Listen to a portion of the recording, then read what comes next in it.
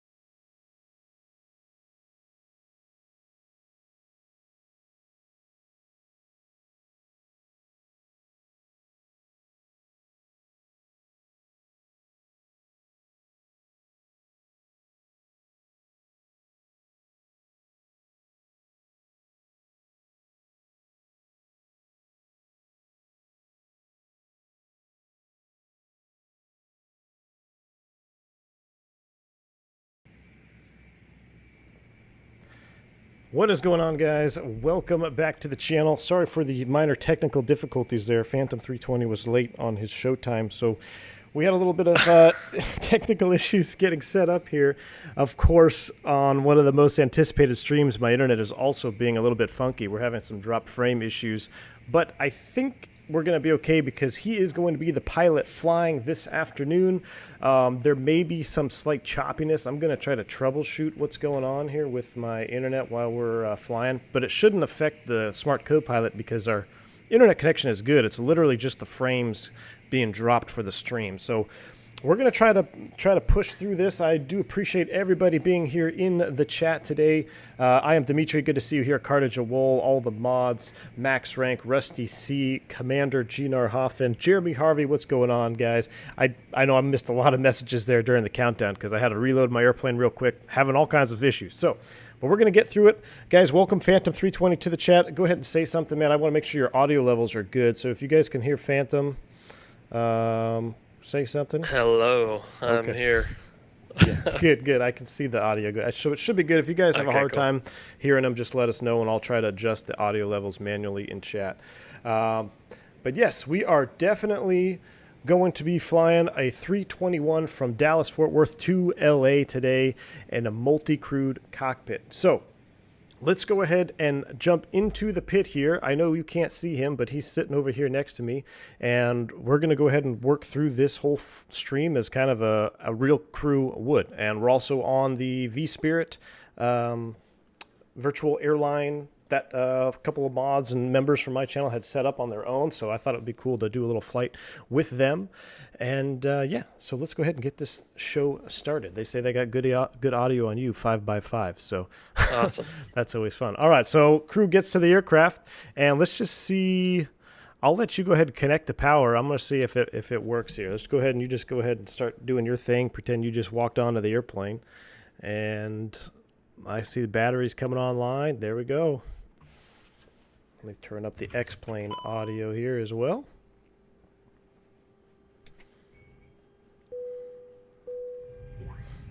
Greg Hill says, enjoying this DFW weather. Yeah, man, it's been pretty crazy here the last couple of days, especially up where I live. I wonder if that might have an effect on what's going on with my internet here as well. But yeah, he's getting the airplane powered up. Look at that. He's got his screens getting bright over there. He didn't brighten up my screens. What's up with that, man? Hey, man, it's a long way to get over there. It's a long reach. All right, I'm going to go ahead and go through my little flow here as well.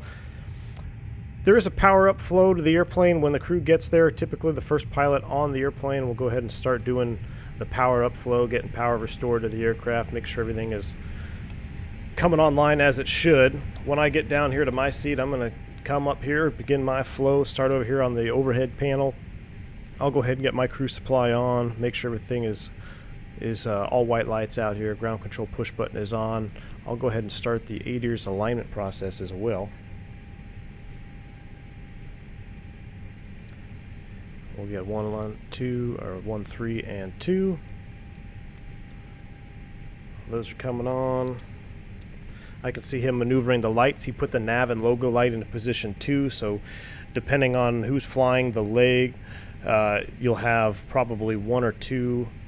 1, typically the captain's going to be flying. 2 is for the FO. Again, that could be dependent on airline SOP as well. Oh, you know what? I just saw that. Yeah, I disconnected from VATSIM. There we go. Sorry about that. Good catch there, Team Vodka. I just reconnected us up on VATSIM. I had to do a quick reboot of my internet. Oh, man, you're telling me I was in here alone on VATSIM? You were in here alone on VATSIM, man. Hopefully we don't have our screens all messed up. Looks okay for me. Yeah, we're good right now. All right, I'll continue. We'll leave the fuel pumps off. Fire test. Here we go.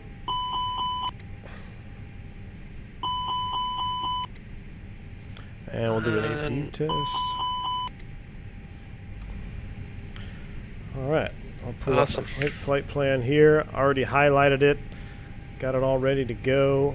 Since he's going to be flying this afternoon, pilot monitoring will be my duty, so I'll probably just let him fill out the box, let him get it set up. I'm going to be kind of more in a managerial position, if you will, kind of monitoring, checking the aircraft logbook, making sure everything is all good to go. Also, if it's raining, I'll probably send him outside to do the walk around, but it seems to be pretty nice Oh, right now. man. So I might actually, between 75 and 82 degrees, no rain, I'll do the walk around. Any other condition, let the FO go outside, do his walk around. Bo said it would be awesome to have a co-pilot mod where you can see their mouse. That would be interesting. Just remember, don't use the pop-out MCDU. No. All right, cool. So he's going to do his thing here. And let's go ahead and go over our flight plan. We are operating as Spirit Wings. This says 869, but that call sign was taken, so we're actually 8087. Getting hardcore dropped frames on my internet right now. I don't know what's going on here. I do apologize for that, guys. I think the audio will come through pretty much okay. Sometimes you might just see stuttering on the screen. I don't think that's a smart co-pilot issue. I really think it's just an internet. Do I get good? For some reason, What's up? I can't put in a flight number, cost index, or altitude. Let me come down here. Uh-oh, are we all? You try it. Are we all desynced here? Let me try this again. We did one test flight. It seemed to work okay. So do you see me typing at all? I just put in DFW to LA. I think I saw that. Spirit Wings 8087 this afternoon. Cost index, I think it says 1.5 is pretty standard. We might bump that Yeah, up. so that's working. I wonder if it's some weird thing about you having control and me not. I don't know. It'll be all right. Can you put in the actual flight plan? I could see you. I could see you on the flight plan page over there. Yeah. Hold on. What runway do we think we're gonna get here? Cruise out to today is 340. I'll finish the initialization on that first page. So like I showed you guys on that other stream, when you get that cruise altitude, we're looking for that temperature deviation from standard, which on a longer flight like this, I mean, this isn't a super long flight. We're talking 1,000 miles here. So the temperature correction can actually bite you in the butt if it's a substantial difference and you don't pay attention. It could throw your fuel numbers off, could throw your airplanes or the Airbus specifically, the best cruise or the optimum flight level. That's the word I'm looking for. That also takes into account the temperature aloft. So you could see here, standard temperature aloft is minus 46. Today it's plus 7. So not a huge difference, but we're going to correct that. So it's minus, actually on this flight plan it tells me it's minus 46. The default in the MCDU is correct. The standard ISO temperature at 34 is minus 52. We can see here it's minus 46. So we're going to throw that in here, minus 46 on the cruise flight level. Also the tropopause is something that we would be looking to change. I don't know if it's on this, surely it's on this format, right? I think it is. Where did I see it? Could have sworn it was on here. I know, I thought I saw it before too.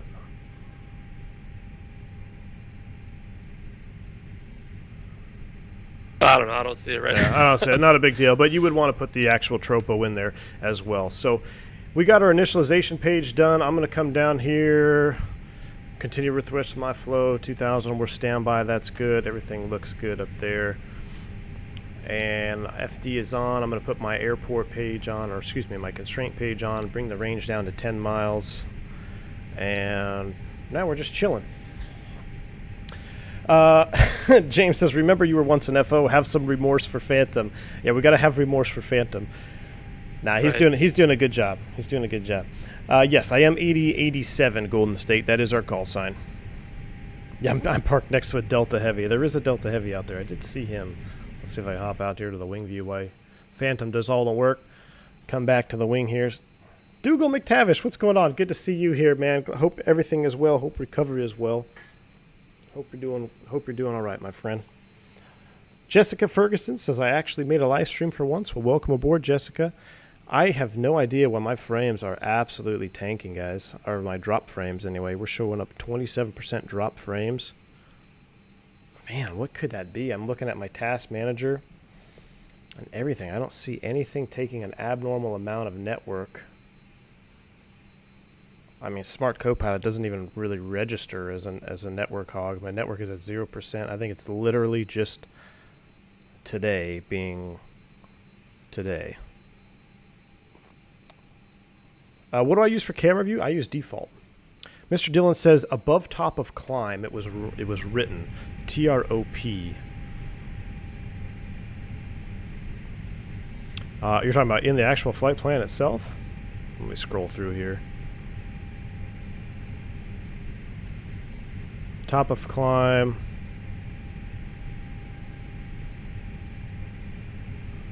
Oh, tropopause 451.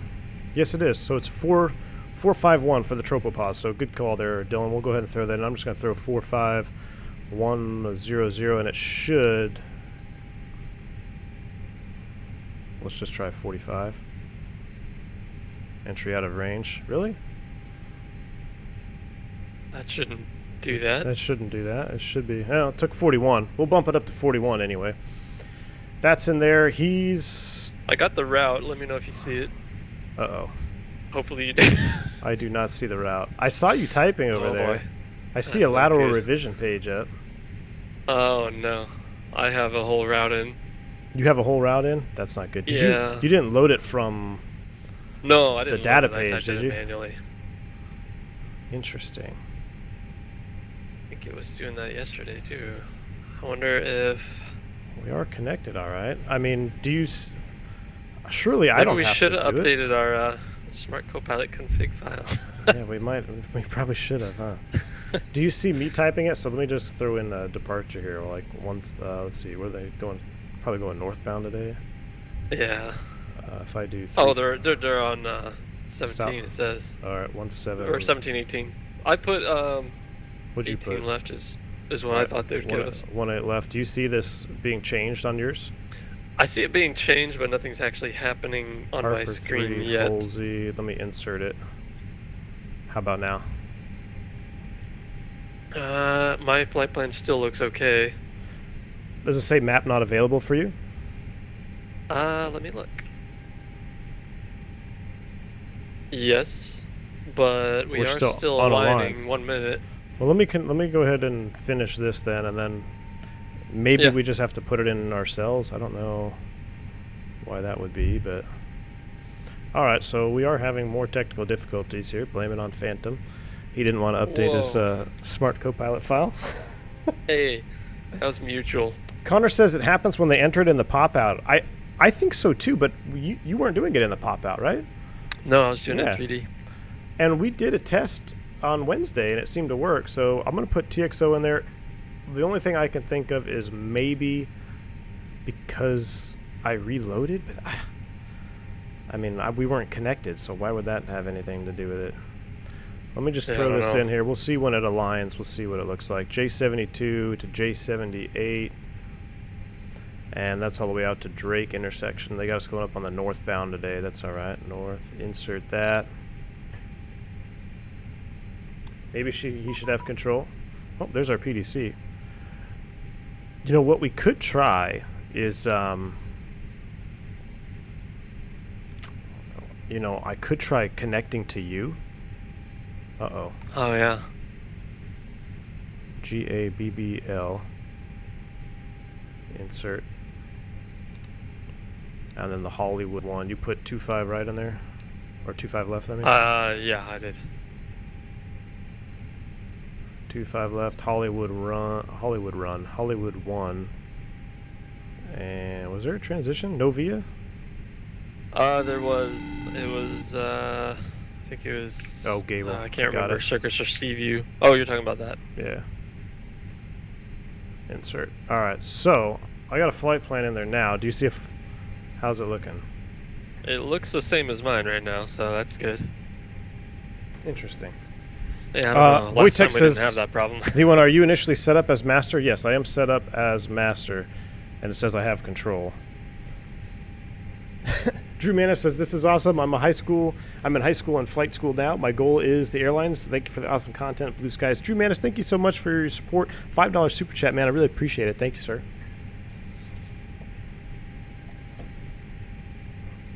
Well, I mean, move some more stuff around in the cockpit. Let me see, make sure we're synced up. Like, I see you on the init B page. Are you over there typing init B? Yeah, I'm putting in our 0 fuel weight. One... Let me see if it actually takes it, and then we can see what happens. Unless you think the drop frames would be affecting Smart Copilot? Interesting. So I can't put in the zero fuel weight. You're gonna have to do it, I guess. That's so weird. Yeah, I know. The last time we did this, we didn't have that problem. I think I know what happened, dude. Uh-oh. When I reloaded the airplane, I didn't reload my passengers. Uh-oh. So we're connected in a differently loaded airplane. Or like Oh, you know payload. what? I see that. What are you? 180? What was it? What I did have say? it. Mine got reset when I connected to you. I think it's 110 and. Oh. Yeah, we said we were gonna do 181 and just zero out the forward cargo. Well, since we're both connected, let's just leave it and see what happens now. Uh-oh, I already moved it. Oh boy. Did you hit apply? No, I didn't. Oh man, it's never a dull moment here with multi. All right, just close it and then reopen it, and it should reset. I don't know Okay. why we have 7,000 pounds in the aft cargo. That's so much. All right, I'm gonna try. I'm typing on yours. Do you see my typing? I don't see the typing, but let's see what happens when you put it in there. 27.4. Okay, it took it. It's I taking see it? it. All right, so Yeah. we do have a problem here. We need more gas. We need 20. What did we say? 22. Oh yeah, 22 is what we're gonna take. All right. I did a quick refuel on 22,000. All right, and I see the fuel. Okay, that's good. All right, so it's working. It Flight just management is just gonna be iffy. All right. That's okay. Carter says maybe make Phantom master as he doesn't have dropping of frames. That could be the cause. That's a good point. Do we try to disconnect it mid-flight though? I wouldn't do it mid-flight. Well, not mid-flight, but like here at the gate. Well, I mean, we could try it. All right, let's do that. All right, what we're gonna do. Where'd my smart co-pilot go? People say it should, like, they say that the smart co-pilot might be what's causing me to drop frames. So I wonder if connecting to you might be a better idea. Well, I'm gonna leave that call to you, Captain. Oh boy. I don't get paid the big bucks for the responsibility. Let's go ahead and quit, but we'll leave the airplane the way it is. Yeah, All I'm not right, gonna so touch I'm anything. gonna quit from Okay, smart co-pilot. and then I will switch to master. All right, I will switch to slave. And do I join first? I just clicked join. There we go. All right. Finding. I'm finding user. Oh, kicked me out. Hold on, let's try it again. Donation. Oh my gosh, Jess F coming in with a $75 donation. Thank you so much, man, for the huge bomb. I really appreciate that, especially in the midst of a bunch of technical difficulties. You guys have like unwavering support for this channel. I really deeply appreciate that, Jess. He says, thanks for all the content. I have learned so much from all the videos. Jess, thank you so much for that monster donation. I do apologize here for minor technical difficulties, but I do appreciate your support. Thank you. Oh boy. Just connected. I says it's connected Okay. as PM, no control. Okay. All right. Here, request control. Maybe you'll still be able to taxi. If not, then All right. I Well, guess I'll just do it. I'll leave it for now, and we'll just finish Yeah, the okay. setup. Okay. So I'm connected now That's as the CO. I can see you moving stuff around on your McDo over there. That's good. We like that. We do like that. Dropped frames are still occurring, so I really think that's just an internet issue. But all right, I think we're going to be all right here. So we did get our PDC. Let me go through this real quick. I'm going to come down here, put in our squawk code. Hopefully right. I can do that. We are squawking 2306. We're going to standardize our whole situation here, guys. Have no fear. I'm going to turn our transponder on. Did that sync for you? That works. Yeah, I Alright, did. cool. I saw that, and the code's in there and good. All right. When I see this, let's see, we're 340 Harper 3 Holsey as filed, cleared as filed. Climb via SID. Departure is 3517, squawking 2306. So that's in the box. Departure frequency is 2306. And I guess I'm going to have to call Fort Worth Center for taxi, right? 3517. Yeah. I'll put them up here in the box. 3517. I can hear them. Do you hear them? Yep, I hear 'em. All right, so that's good. Things are coming together here. How's Working out. how's my drop frames when not connected, says Carta? It seemed to be the same, man. I honestly think it's just It's got to just be the internet. It's got to be, man. Yeah, we're like 28% of frames are dropped. Skywest 721, descend via the Barry 1 arrival to DFW altimeter 3016. What was our initial altitude? Is it just via the SID? Let me check here. It says, yeah. I'm via SID. Perfect. I see 10,000 on the chart. There's 10 there. Roger that. I got 10,000 confirmed, and that looks good. I'm gonna flight director off. Flight director back on. Why is our speed still 100? That's a great question. Maybe it's because we haven't put in our vSpeeds. I don't know. vSpeeds, yeah. All right. We got. I'll just read it to you, and you can put them in since you're pilot flying. How's that? November Hang on a sec. 235 Victor Alpha 4, center squawk 2266. That's interesting. I still see dashed lines on our flight plan. Like, it's not activated. Let's... Should we do a major reset? We could. I see you moving stuff around over there. Oh, I don't want to delete all that work. I know, right? It shows, doesn't show the flight plan for you? No, I see the flight plan. I just... Epic 5 Victor Alpha 33. It's, all dashed out? yeah. Like, no, like, what about your NITB page?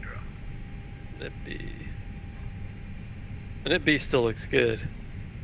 Really? And you're not getting any numbers, total time, any of that? Let me double check that. No, I still get trip time. I get... Yeah, all that stuff is there. I don't know. We can... hope for the best. Let's just put in the vSpeeds and see what happens. Alright, here do you have climb nav on your PFD? I have climb. I don't have nav. You don't have I wonder if I... Oh, okay, never mind. We're good now. Yeah? Alright. Yeah, I'm good. That's interesting. But, okay. Alright, we'll you know what, we're here for just entertainment purposes, so we'll roll with it here. Let's do it. What are these vSpeeds? vSpeeds, let me read them off to you. Gotcha. I should probably pull out my checklist too. Alright, so for, I didn't touch the weights, but yoga thrust, we're doing 145, 145, 150. 145. Yep, I can see those yep. going in. I see. Alright, I see you putting them in. News. 150, that's flaps 1 or 2? That's a flaps 1 plus F. Alright, so we got 1 in there. Well, it works. Okay. Alright. That's always good. Good morning, radio check. This should be an interesting taxi out. I'm nervous about that. I hope that you have steering, that's all I gotta say. Alright, let me go ahead and just finish up here with my flow then. Oh, you turned the fuel pumps on, that's good. And that's on. I'm going to get the APU fired up here. Sounds good. And then we'll do what is the temperature in here anyway? I don't know. I'll wait. 24, runway 17 right, cleared for 83 takeoff. degrees. Winds 080. It's runway 17 right, this is takeoff. a little warm. What I need to do is I need to grab my iPad too, don't I? No, I guess I don't have a checklist. Yeah, I need it. I don't want to have to screw it up. I'll be right back. You have control. I'm going to use the lab. Okay. Get everything set up. Sounds good. Victor Alpha, yes sir. If you'd like, I can get you direct destination. We're good, thank you. We're in no hurry. Alright. Bye, Victor Alpha.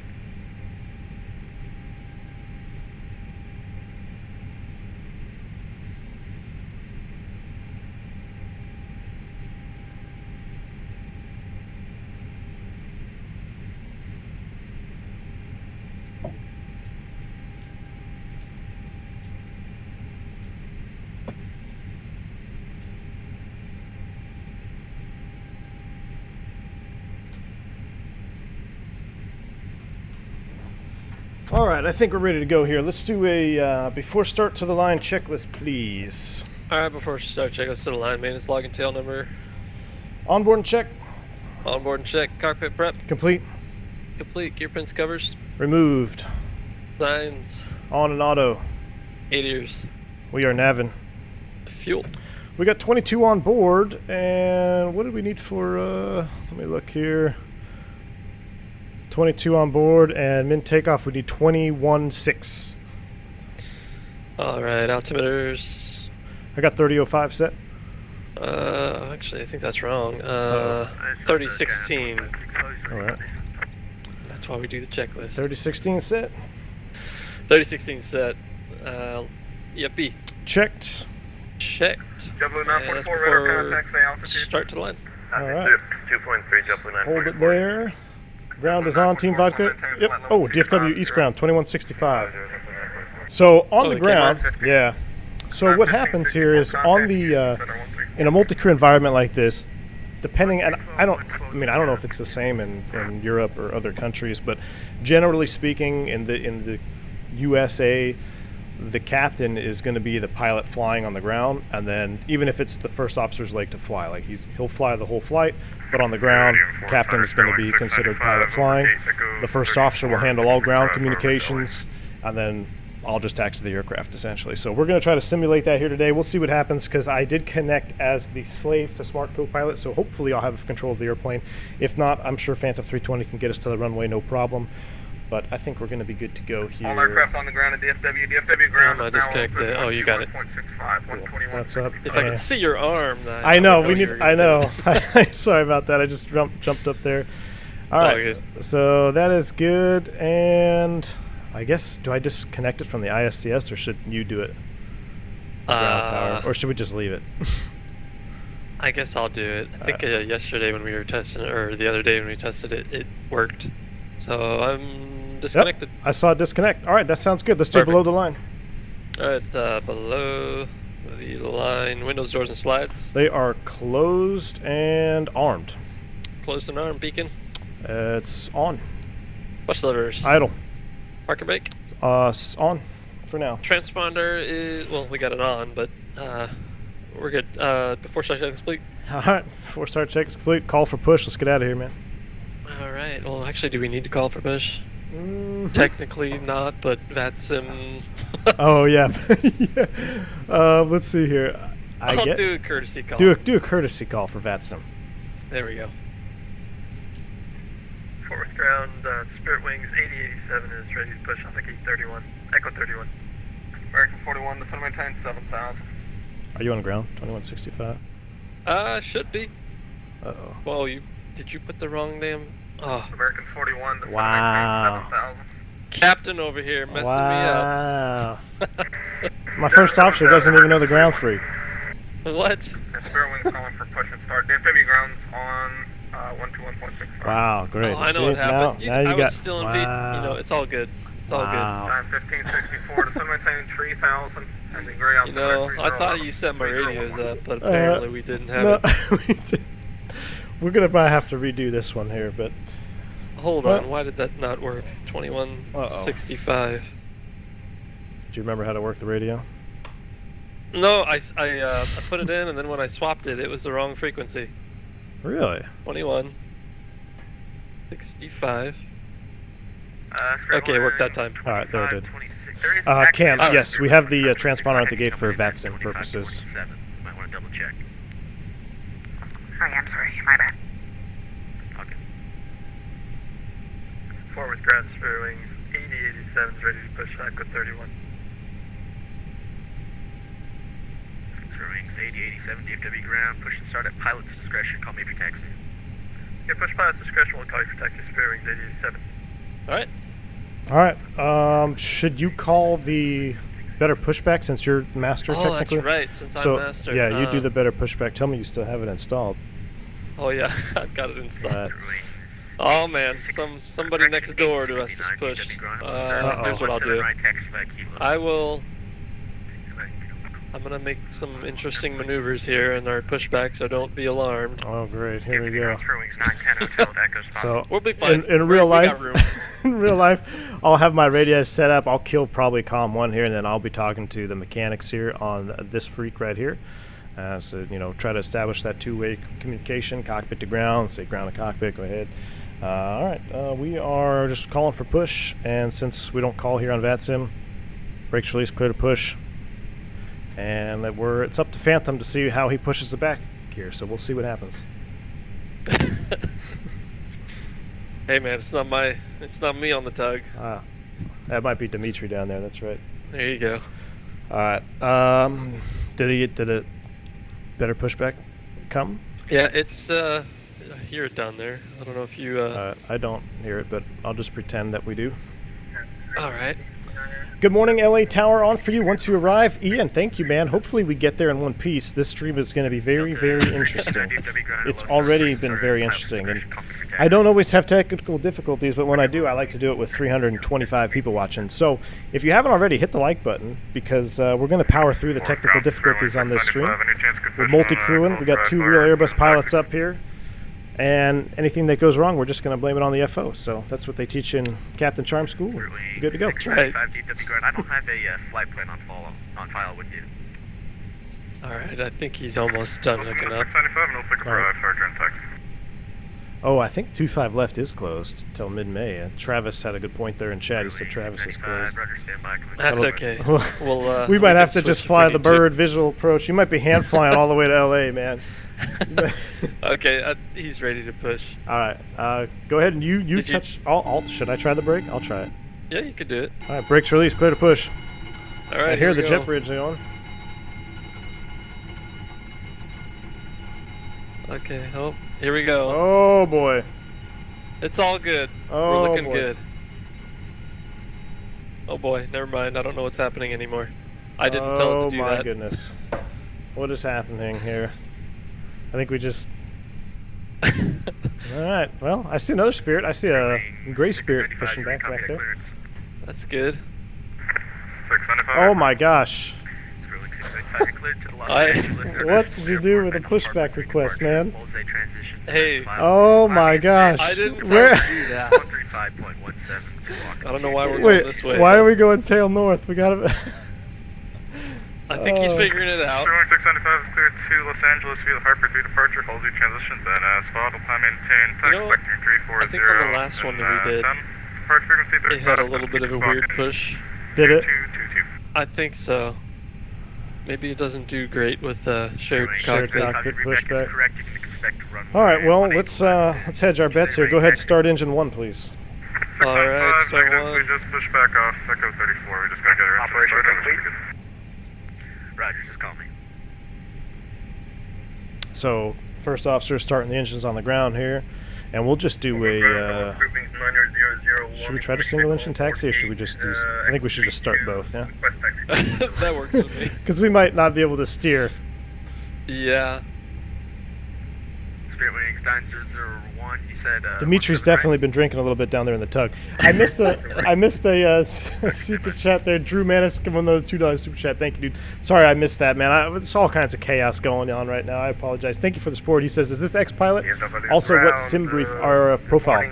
Yes, it is X-Pilot, and we are using the United 18 format. I believe it's UAL 18 is the format that we have. Spirit Wings 9090 standby. I'm sorry, was that Spirit Wings break? Spirit Wings 8... Is this X-Pilot really loud for you? For taxi. Oh, what was that? Is the X-Pilot volume really loud?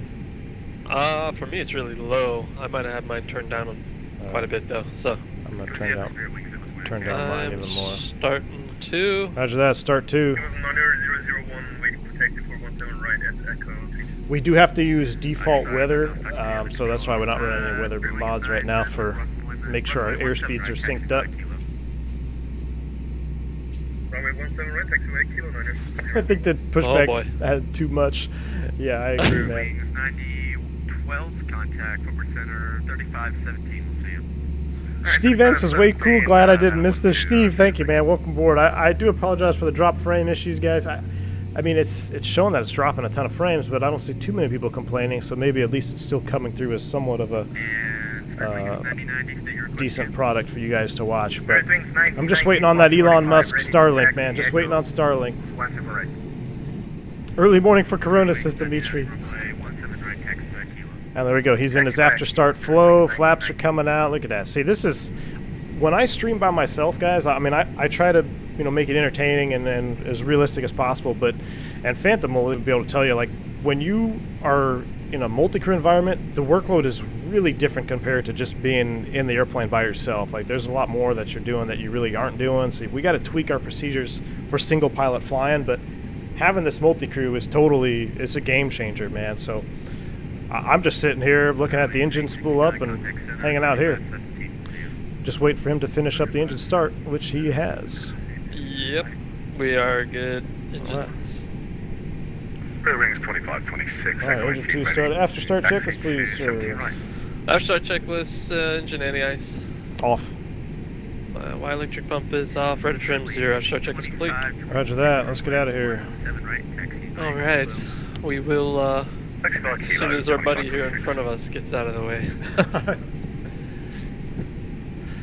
Simon says before pushback, disarm and then arm the parking brake. That stops the better pushback to do crazy. Really? Okay, so if you kind of like pump, that's good to know. I wonder if that is it specific to the tollers, because I know sometimes like if you release the parking brake, you get that wonky turn initially. I wonder if that might have something to do with it. Simone Tumba says, could you try to see how side stick priority is simulated? I don't think it'll work. I don't think it'll work because you have to Mostly request. Yeah. Yeah. Oh, actually, did you want to request that to see if you can taxi? Oh yeah. 5, Roger. Were you given 179 or 181? Request control. There we go. All right. 695, runway 18 left, taxi side. I'm gonna go ahead and just take us to see if we can move out here to 49. Yeah, that works.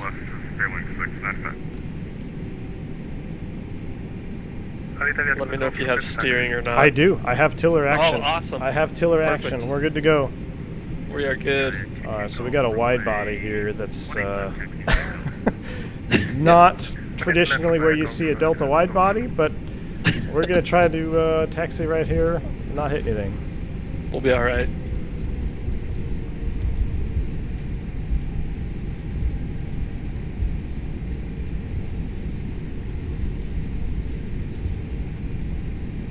Get my view set up here for taxiing.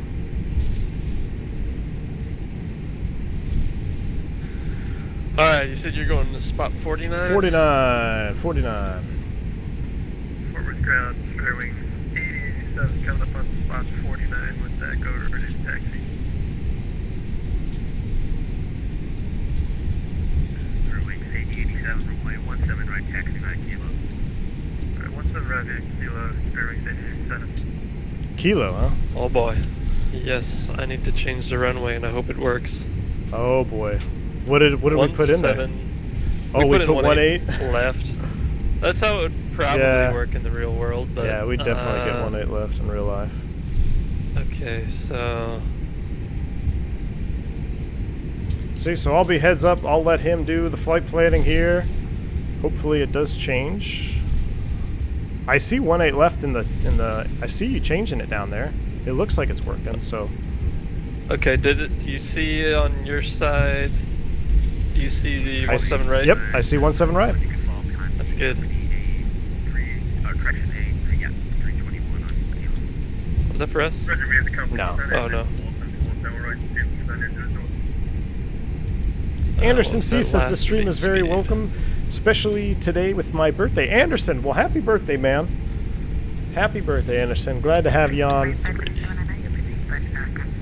Things are starting to look up here. The frames are still dropping a little bit, but at least I have control on the ground, so as long as he has control in flight, I think we're going to be doing all right. Alright, I got everything in there changed, and I believe there's no discontinuity. Let me double check that real quick. Yes, sir. Yeah, we're good. All right, cool. I can see 17 right in there. I see the speeds. That looks good. And we're going all the way Kilo. I'm just going to go Echo Golf or Echo Fox, That I works. guess, since he gave me Kilo with no end point. Yeah, But works for all right, me. let's try to do let's do a mini brief. Oh man, I haven't done that in a Oh long time. boy. Runway 17 right, we're on the Harper 3 departure. Flaps are config 1+F. Fuel is 21.8.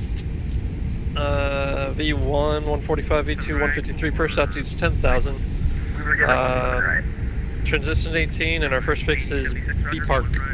Roger that, no questions. Flight controls. Taxi via Kilo, Spirit Wings.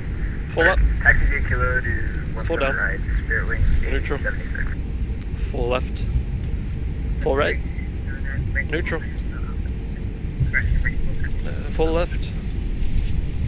Full right. Neutral. Delta 3. And I'm gonna simulate checking You're mine. going to since simulate you still checking have yours? control. All right. I don't wonder if they ever fix the sync on the radar panel here. Yeah, I see it moving. I see the PWS Oh, you auto. do? I That's see it moving, yeah. Nice.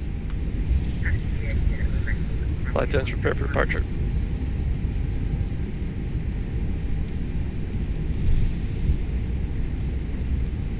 All right, let's do before start. To the line, please. Or before takeoff to the Before, line. I figured.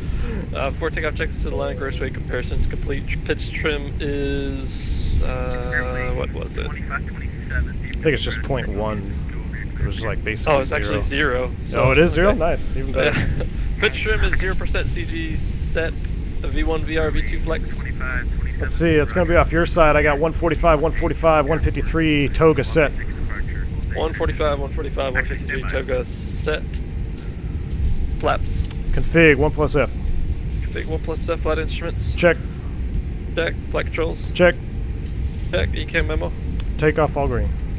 Takeoff all green. ECAM status check. Predictive wind shears auto. T-gas code set. TAR. Cabin crews advised. Mini briefs complete. Before takeoff checklist to the line. All right. Watching all the way from the Philippines. Mark, well, welcome aboard, man. Welcome aboard. Maybe that's why my frames are tanking, because they're trying to get all the way out there in the Philippines. Nah, I'm just messing. Welcome aboard, Mark. Glad to have you on. We will eventually do another shared cockpit with no dropped frames. I mean, I haven't had a dropped frame stream in multiple weeks now, and of course, now that I want to do one with Phantom, my internet is going out. But I think, honestly, it's because it's Friday, and there's people home, and that's just how it goes. But if it gets, you know, above 25%, it may become pretty bad. We'll just go until you guys stop watching. Right now we're getting more and more people to watch, so we'll just keep rolling with it. We do have 372 people watching. Do you think we can do 321 likes on this stream today? We're in a 321. Let's see if we can get 321 likes. That way when I do stream again with Phantom, you won't miss the next stream because you'll be able to have it in your little YouTube algorithm. Greetings from Austria. Nice, Tom. Welcome aboard, man. Tucker White, thank you for the dono there. $2. He says, may I get a Cuba Libre and C3 Alpha? Tucker White, you got it, man. Thank you for the support. I appreciate it.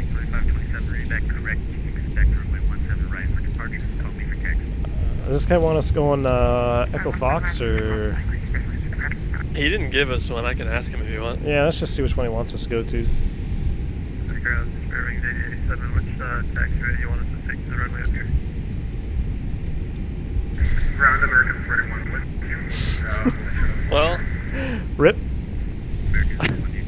I'll just go full length. we'll just take this one. Yeah.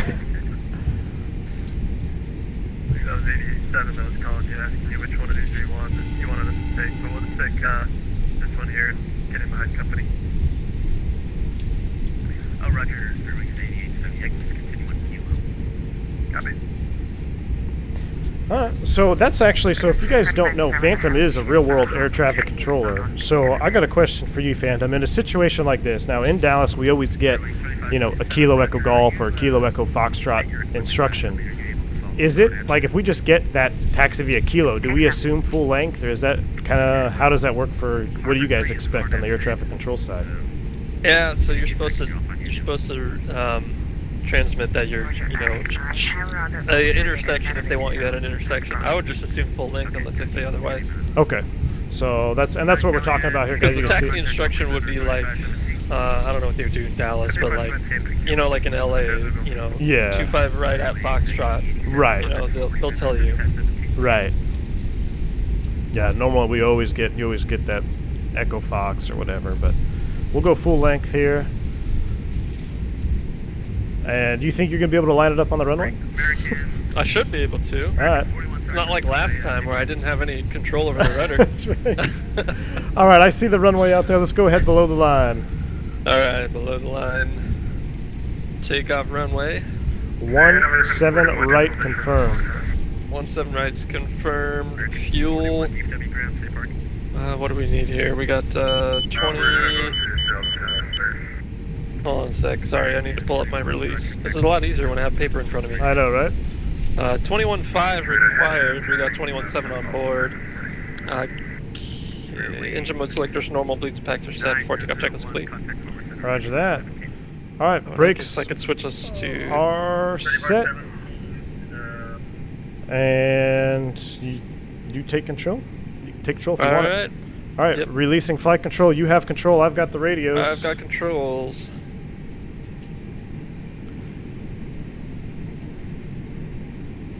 All right, so at this point, all takeoff checklists are completed, and we are just gonna hang out here till that company gets airborne. At least the weather's cleared up a little bit, Warhawk. Yeah, it has, man. You're out in McKinney. Nice. Yeah, today it hasn't been bad for us. The wind's picking up right now, but I know there were some issues at DFW this morning. Mr. Martin says watching the stream and eating lunch makes for a better Friday. Thanks, dude.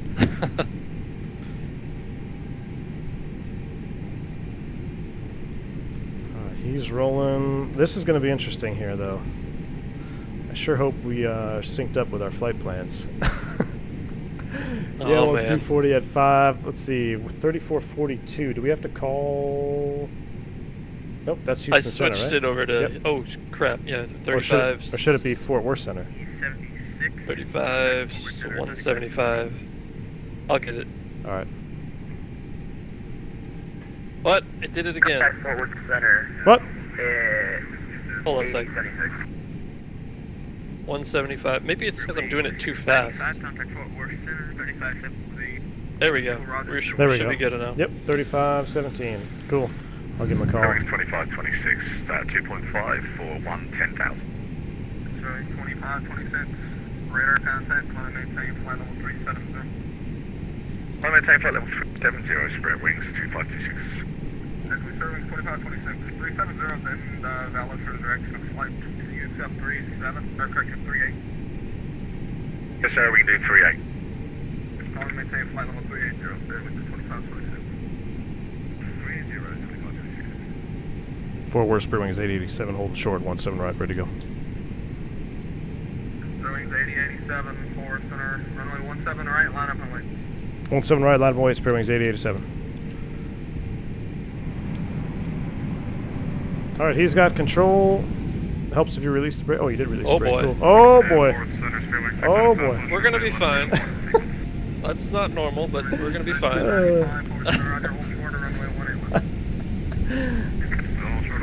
That weird parking brake thing. I don't know what that's all about. I think that's why the tug gets messed up. I think so.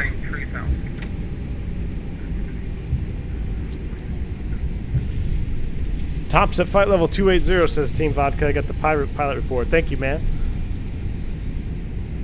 All right, out of the turn, you're looking for 176 on the runway heading. Copy.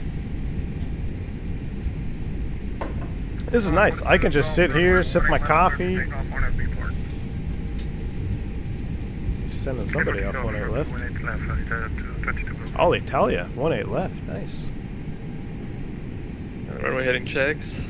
Monty, this is VATSIM. This is VATSIM. We're connected as a crew, multi-crew, and I have transferred controls to Phantom 320. It's his leg to fly, and I will be working the radios now.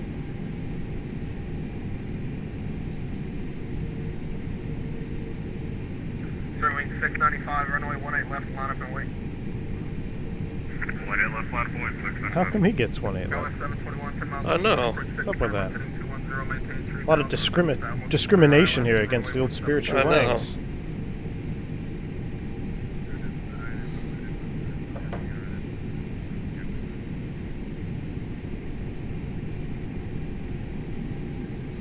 Ryan says, Spirit Wings 8087, we're experiencing massive lag. We're declaring an emergency.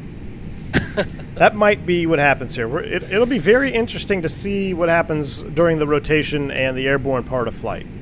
Oh, boy. I just hope he can rotate and get it off the ground, because I have not had a crash on stream yet, but if it were to happen, I feel like it would be in something like this situation. Does TOGA stand for takeoff and go around? Yes, sir, that is correct. Takeoff and go around thrust. Thaddeus says, I watched the last Phantom stream with me. Great crew. First time watching live. Thanks, man. Yeah, we get along all right. He didn't bring me any coffee this morning, but I'll forgive him. I'll port on my keyboard real quick. See There if you it go. makes it to you.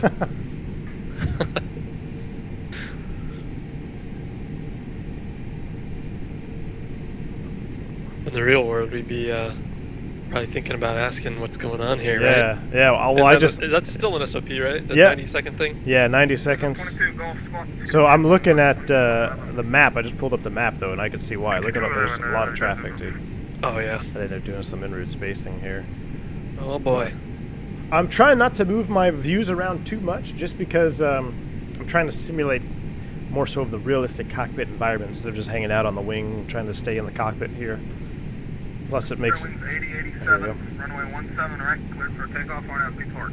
RNAV B Park 17 right, clear for takeoff. Spirit wings 8087. Here we go. Here we go. Mantoga SRS runway, autothrust blue.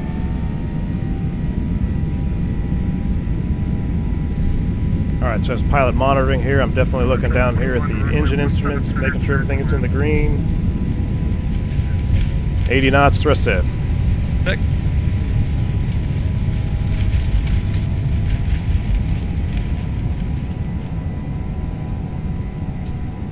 V1, rotate.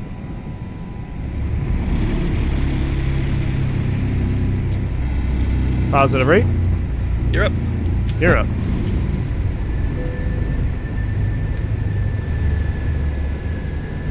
Nav.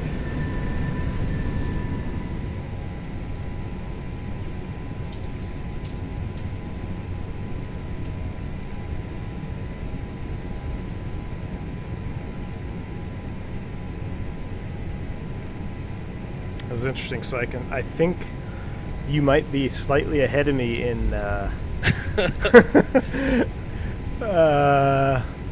Oh, now I'm getting X-plane frames dropping. I think because it's overcast, default weather. Oh boy, I'm having a hard time Uh-oh. finding these descents without Uh-oh. You can find it. looking. I know. Well, this doesn't help that I have this new HOTAS, Winds 80, but 87, radar contact, stay altitude. Spirit winds 8087, we're 3.5, climbing 10,000. Winds 80, 87. Climate Box tank 0. level 3. Oh, dude, I just got disconnected from the network for frame drop. uh-oh. Or for frames. Why are my frames so low? Dude, there's some And, gremlins going on right now. Let me try to reconnect. Whenever you get a chance and you're reconnected. Yeah. 340. Solid 340, Sherman KD87. Okay, I heard you call that. Cool deal. Okay, cool. 340. Climb and maintain, so there you go. There we go. Thrust climb, open climb, and after takeoff checklist. After takeoff checklist, roger. After takeoff checklist is complete. Checking the temps here, we're still above, so we're looking good. This Hey, is at a least you really didn't get informative disconnected from Smart PowerPoint. Copilot. Yeah, I know, right? Oh man, I can't believe the frames are this bad, or the frame drop anyway. Proud Boro, I think I said that right. Thank you so much. Says I love the stream. £10 donation. I really appreciate it, man. Thank you. Hopefully you guys can see some interesting stuff here today. Even though the slideshow is working here, disconnected from network again. I think it's got to be because of the default clouds. Is it overcast for you? Yeah, it is. Are they causing trouble for you? I think so. Yeah. Okay. I'm gonna wait a second here to reconnect until we get out of it. I'll stay on the Yeah, radio set my for frame. now. I could definitely tell my frames are. There are some serious gremlins going on today.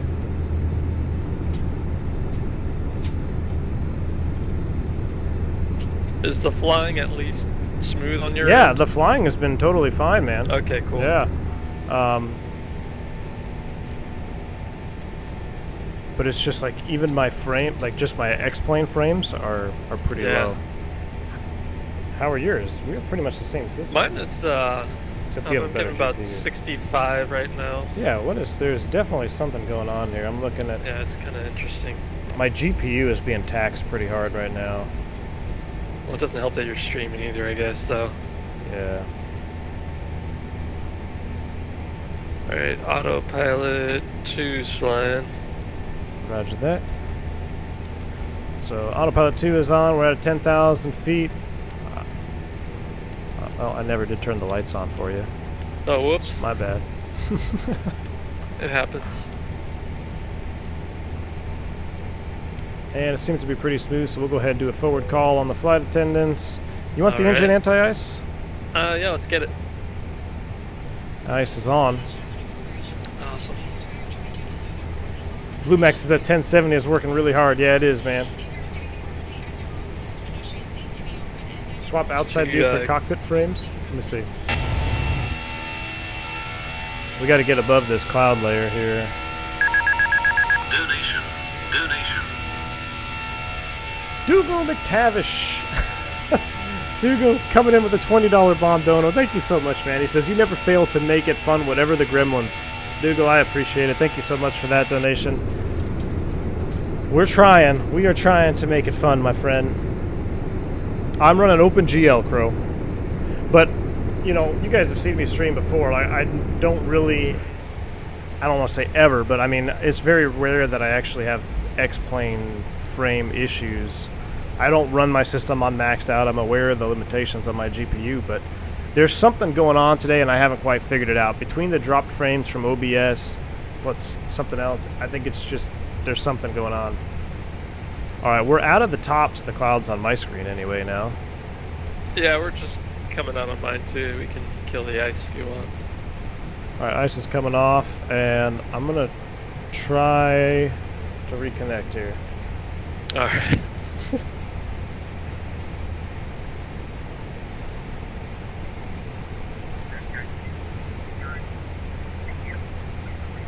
Alright, I think we're climbing out. Everything's looking good. I'm gonna hop over here to the engine view. I'm gonna hang out here outside. Alexander I'll said go that ahead donation's and good. I'll get us cleared and copied since you were having problems. Oh boy. Clear and copy. He's doing 10,000. Gamer, this is X-Plane 11, my friend. Carter says 20 FPS out of DFW. I'm not sure what you might get going into LA. Tell me about it, man. Well, but see here, now, like, it seems to be pretty smooth. I don't know why this just... It's when I open the map. Hold on. Like, it says it's trying to give me that drop again. 9 seconds if it's not corrected. As soon as I pulled up my Avi tab. Oh, I wonder if for some reason that's disconnected from network performance. again. Hold on, I'm gonna try to go to my plugins here real quick. As soon as I popped up Avi tab, that's what got it. It freaked out because I'm in the engine view right now and everything seems pretty smooth out here.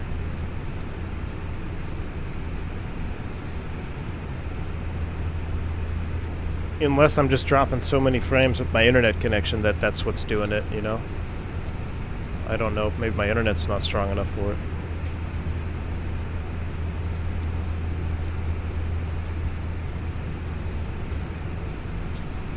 Yeah, I'll be interested to see what we get into LA, man, if my frames are tanking here at a DFW. Although, I think that Aerosoft DFW is so outdated that I get better frames in Orbix HD stuff than I do at Aerosoft. That Aerosoft, for me anyway, has always been kind of hard on my system. It is really old. Yeah, streams are usually buttery. Whoa, I just had a major desync there. I don't know what's going on with that. Just blame Phantom. That's what Crow says. Got standard set on my side. Alright, let me come back into the cockpit here. We're out of 18. Yeah, I'll go ahead and set standards. Standard set once and twice. And he's got his set. You want to go topless? Yeah, let's do it. Alright, so we'll go ahead and turn the intercom on, turn the speaker on. And now we're cruising out. The flying is really smooth and really synced. I don't know... Just everything else. I feel like my weather keeps reloading every few minutes. What is your weather set on? Do you know? But you don't just check. Live weather. Yeah, but do you know your update time? I don't. I don't think it's very frequent like that. Right. Shift Control F for frames. Yeah, so right now I'm getting almost 40 frames. Thank you for that, Matt. So right now I'm getting 30 frames in the sim. Delta 359, radar contact, high altitude. All right. I'm just not going to touch AviTab. So we're back connected on that works. sim. 59, climb, maintain flight level. Okay, cool. Monty says, is that Virtual Spirit Airlines yours or someone else's? No, it's not mine. It's actually Phantom, you're a founding member, right? Yeah. Yeah, so if you want to do your shameless vSpirit plug, go for it, man. Oh boy.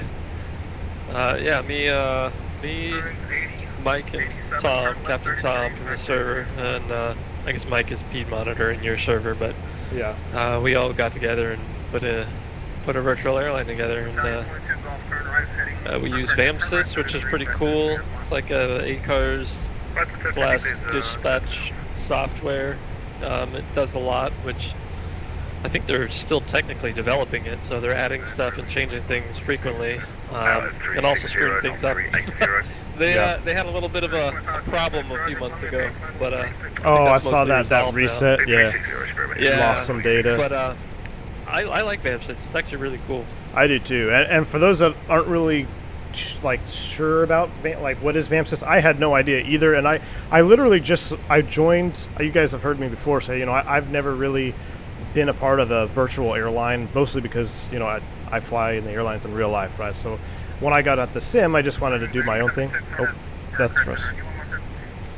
Spirit Wings 8087, yes sir, how do you hear this radio? We're at a 22.2 climbing 340. 8076, RNFB Park, runway 17 right, clear for takeoff. I heard him calling me, did you hear it? Park, clear for takeoff 17 right, Spirit Wings 876. I thought he did.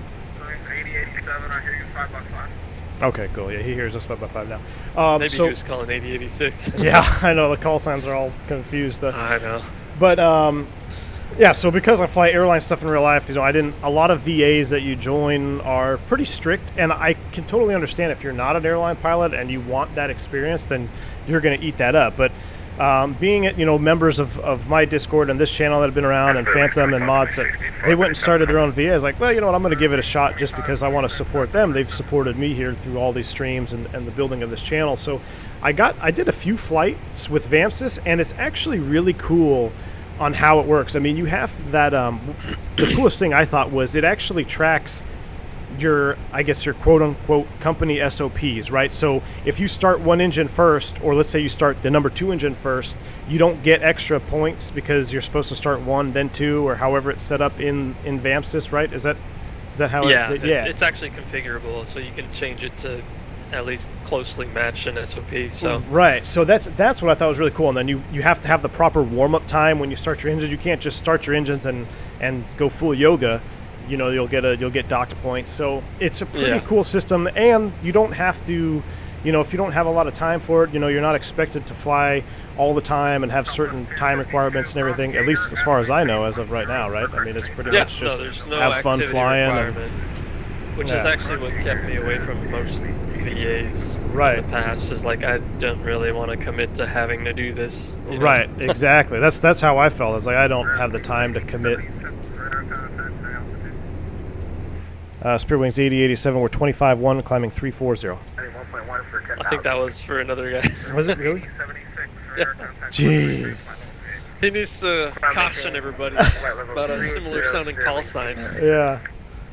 Okay, just for information, we got 2 similar call signs on there we go. He heard me. Okay. Alright. Phantom? Jeez.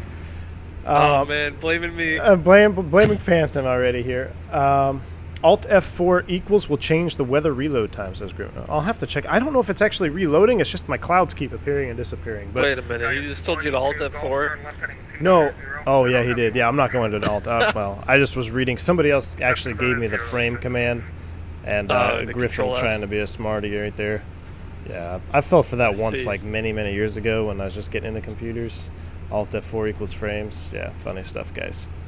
Funny stuff. I'm not going to fall for that one. But anyway, that's what I was saying about the VA and VAMSys. Is it actually is pretty cool how you don't just get in and fly the way you want to fly. You actually have to kind of follow the SOP, and it's a pretty cool deal. So, link is in the description for vSpirit.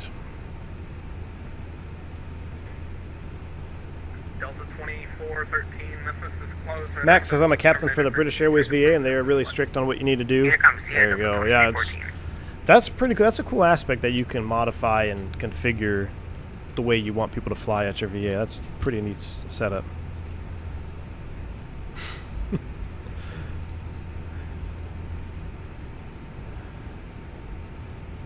What is my favorite 350, 350 100, or 350 900? I don't even really know what the difference is, to be honest. What's the difference between the 1000 and the 900? Is one longer? I don't even know. I don't know either. I'm not too familiar with the 350. Dylan says, what's the name of the VA? It's vSpirit, right? vSpirit? Yep. Yep. Yep. Dylan, there should be a link in the description of this channel, or of this video, I should say. It should bring you to the home page.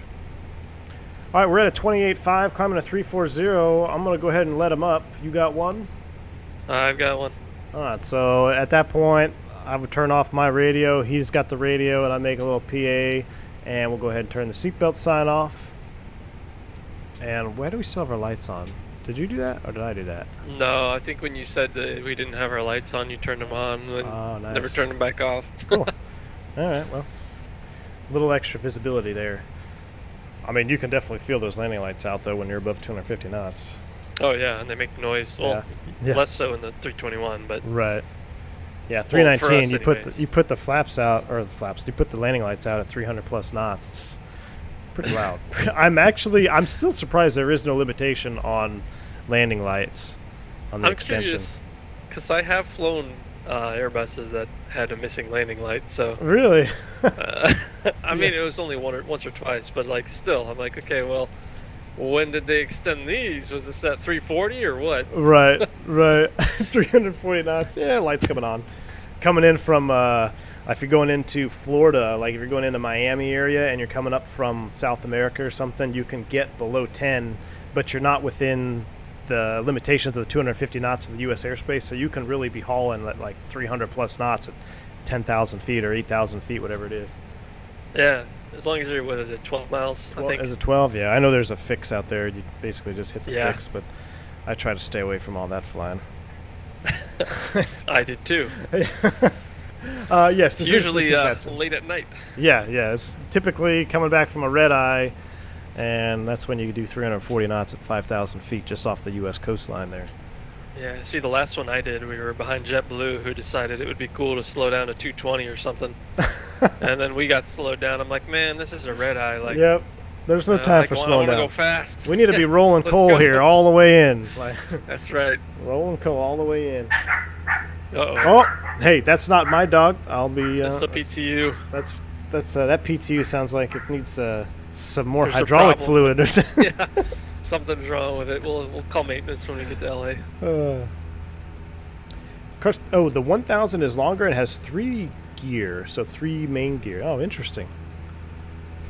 I don't know if I've ever seen a 350 1000, to be honest with you. I don't think I have either. I now see that the hear that the description. most common one that I see is the Qatari that comes into DFW, and it's that's pretty sweet. I think it's just a regular 900 then. Oh, have you ever been a passenger on like a 350 or the no, 78? I've never stepped foot on a 350, so I would, after seeing them on the ramp, I think it'd be pretty sweet. But no, I've never stepped what foot about on the them. 78? The 7.8, I did jump seat on one when they were doing proving runs to Chicago. They were just when they first launched the 7.8, they were doing basically the proving runs from DFW to Chicago back and forth, and it was essentially a crew shuttle. I mean, you got on there was like 400, like 40 different jump seaters and non-revs. Yeah. But I didn't get to sit up front. I just took a peek inside and sat in the back. But it was pretty cool. I mean, I enjoyed it. Did that one have those electronic window shades? I don't think it did. If I'm being okay, because I was on one like I don't know, like a year and a half ago now, I think. But like I got back there and I was like, how do I close the window shade? And like, there's this little button there, and you just tap it. And you keep tapping it, and then it just gets darker. And I'm like, this is kind of cool. It might have, but I think I was actually sitting in the aisle seat, if I remember now. I was in the back and I was in the aisle. I was just mostly concerned with going home. Yeah. So, and I think I realized it was a 7.8 when I checked in up front. And I'm like, oh. And then, but I was kind of naive at time, and after 4 or 6 days, you just want to get the hell home. So, anyway, Yeah. almost to 321 likes. Yeah, let's do it, man. Are we going to do a long ILS or try a LOC approach into LA? Well, it's up to Phantom. I think he should try the LOC. Boy. I think he should Oh, do a boy. glide slope inoperative localizer FPA 3 degree down. What do you say, Dimitri? I don't like where this is going. I think we might have to inhibit the glide slope mode. Let's go ahead and take a look up front here. We are... What's your indicated speed? I'm just curious on your screen. I show about 262-ish. Yeah. Indicated. Are you... Okay, that's what I show. Are you in managed Okay. speed? Yeah, I'm in manage. Okay, so selected for me, but that's not a big deal. Push the button. Maybe. Should I? maybe I don't it'll want fix to. I don't. itself. Do it. Just push it. Just push It'll it? be fine. All right. Yeah. That's Oh, what I yeah. had to do earlier Okay. to fix the. I think when you reloaded or whatever, it Yeah. desynced our buttons up there. Oh, So okay. that when yours was showing good and mine was showing the dash lines and Right. the flight plan, all I did was I pushed my heading knob and it fixed it. Okay. All right. Well, that's So, good. It was a small issue, but it works. I haven't heard any Lockout radio star. calls, right? I feel like I haven't missed- either. That's missed a actually radio call. a little bit. Surely they'd get a message by now, right? I would hope so. Yeah, Center Spirit Wings 8087. That's not good. That's not good. You had one job. What do you mean? You're the radio guy. I know. Albuquerque is the closest, 2785. Maybe I should give them a holler. I feel like we're too close for Albuquerque, right? Or I too feel far like away? We're not far enough. Or yeah. Yeah, we're too far from them. Maybe. Is your? I didn't hear you on VATSIM actually when you Oh, just did that radio I call. turned- Are I you still turned- disconnected? Yeah, I never came back. There we go. I Contact turned my Albuquerque Center ACP Okay. panel was off because I did the passenger But- announcement. It's coincidental because I didn't hear anybody talking for a long time either. So Okay. All right, I think we're good. that's funny. I think we would have got a message by now if we were Yeah. doing something And I wrong. didn't get any message. So we're Man, you would fine. not believe that Also- we were actual pilots, right? I mean, this is Yeah, pretty... right. I've also got Delta Ops in there. So Oh, you got Delta Ops on I don't know too? if they use that on Cool. here or not. So, yeah, Delta Ops is on 21.5. Let me go ahead and monitor that as well. Want to make sure we got Delta Ops. All right, we're level 340, and yeah, now what do we do?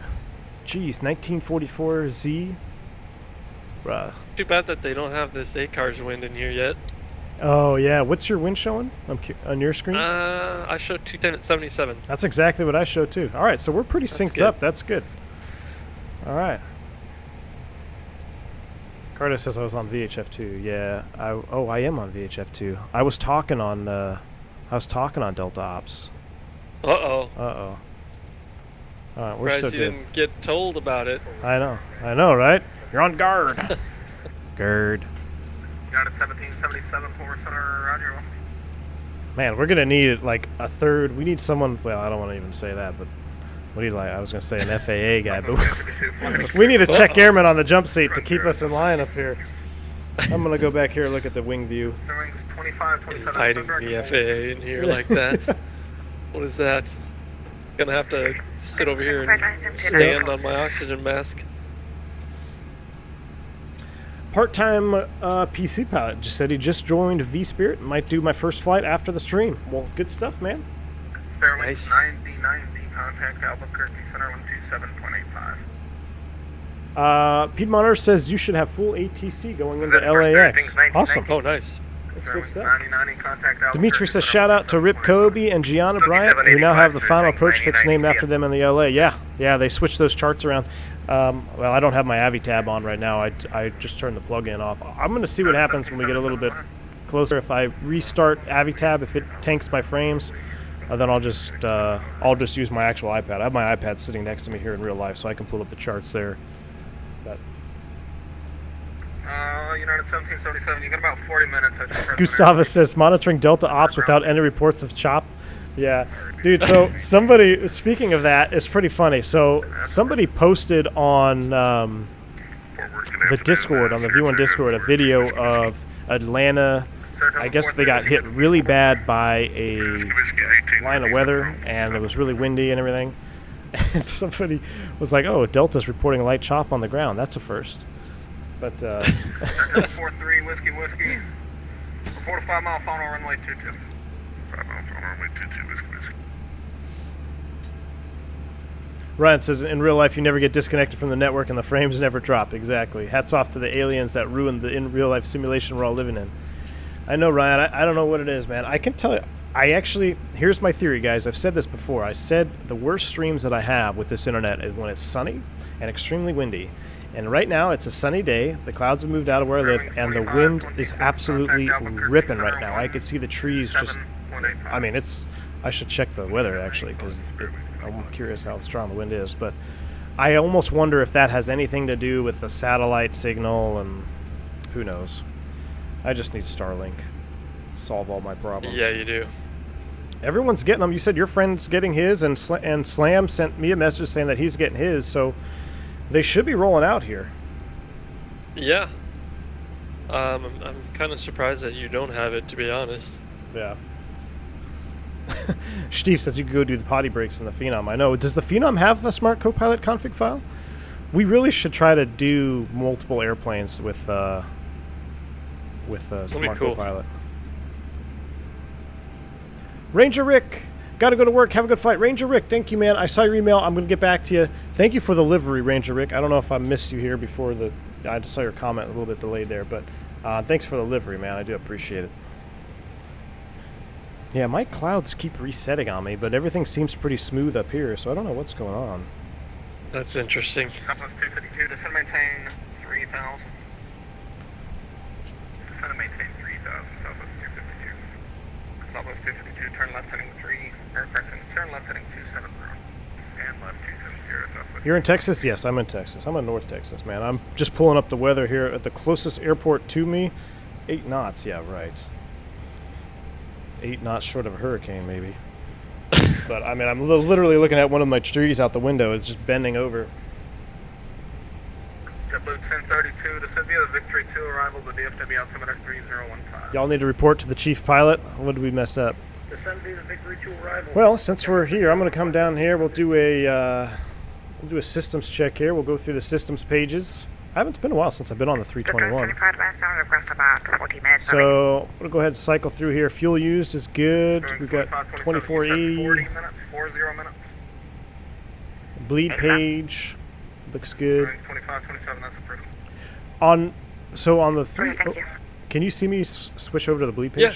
So Yeah, does yours show the white boxes? Yes. Yeah, so that's not there anymore in the 319.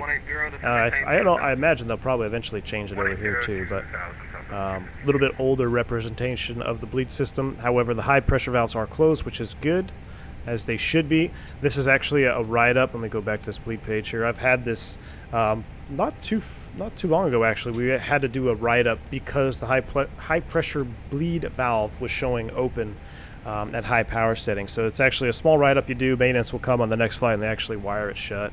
And then you just have a MEL where you got to open and close the cross bleed valve during descents. But other than that, that looks good there. Electric page is good. Checking our generators right here. They're perfectly stable. We got 24% load. That's cool. They're kind of split loads. 24% load and an 18% load on Gen 2. You just want to make sure there's nothing abnormal with that. Hydraulics look good, slightly over-serviced. Fuel page is good. Especially that green. Yeah, that green one is definitely a little high for a gear up. Yeah, good. Hopefully when we put the gear down, it doesn't pop a line here. But fuel is perfectly balanced. That looks good. APU is off. A little bit chilly. Doors are closed. Phantom, do you remember? This is a pop quiz for Phantom. What is the only thing in the status pages that can be amber and not provide you with an associate ECAM message? On which page? I'm asking you, which page? Probably the oxygen. Ooh.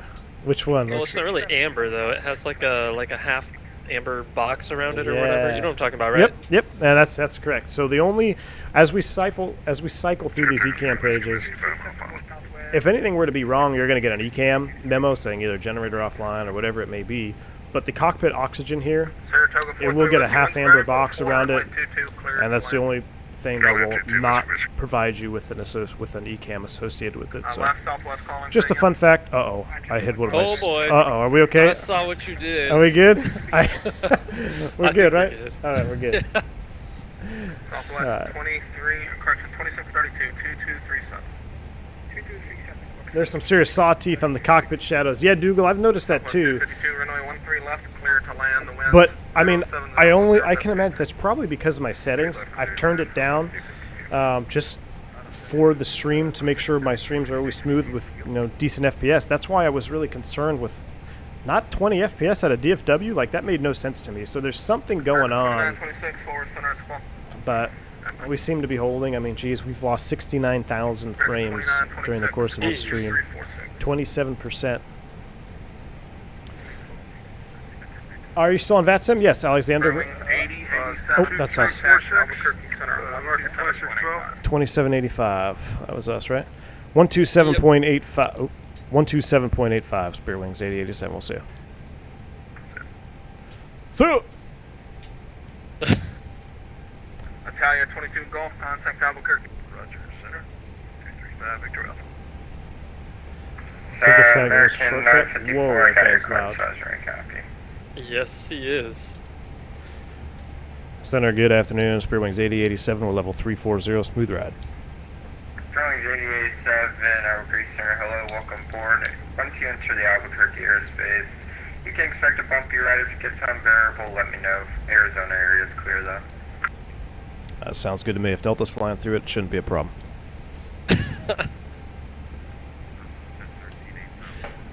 All right.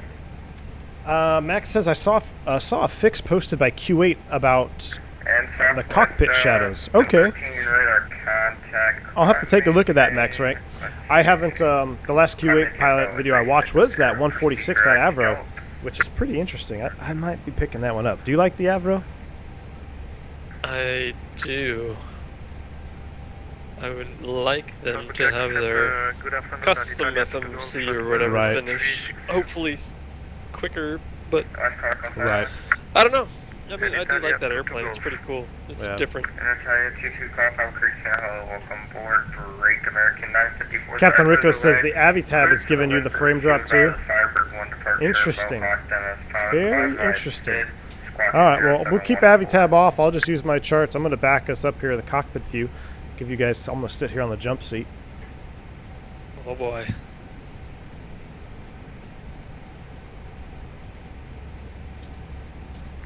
Now 50 foot revac correct, 7 left for departure, call for taxi, the Phoenix out, Timber. Does Smart Copilot cost money? Yeah, so you can do a free trial, a demo mode. I forget how long it lasts, what, like a couple hours? Like 5 minutes or 5 minutes? Oh, it's even less than that. Actually, I think they changed it. I think they changed it. It's like 30 minutes or something now. I don't know. Okay, so yeah, you can do like a quick trial, but then it does cost money. But once you get it, as long as the airplane has a smart config file, you should be able to share cockpits with other people, right? So you don't have to buy it for each airplane. No. You just have to make sure that airplane comes with a Smart Copilot file. So.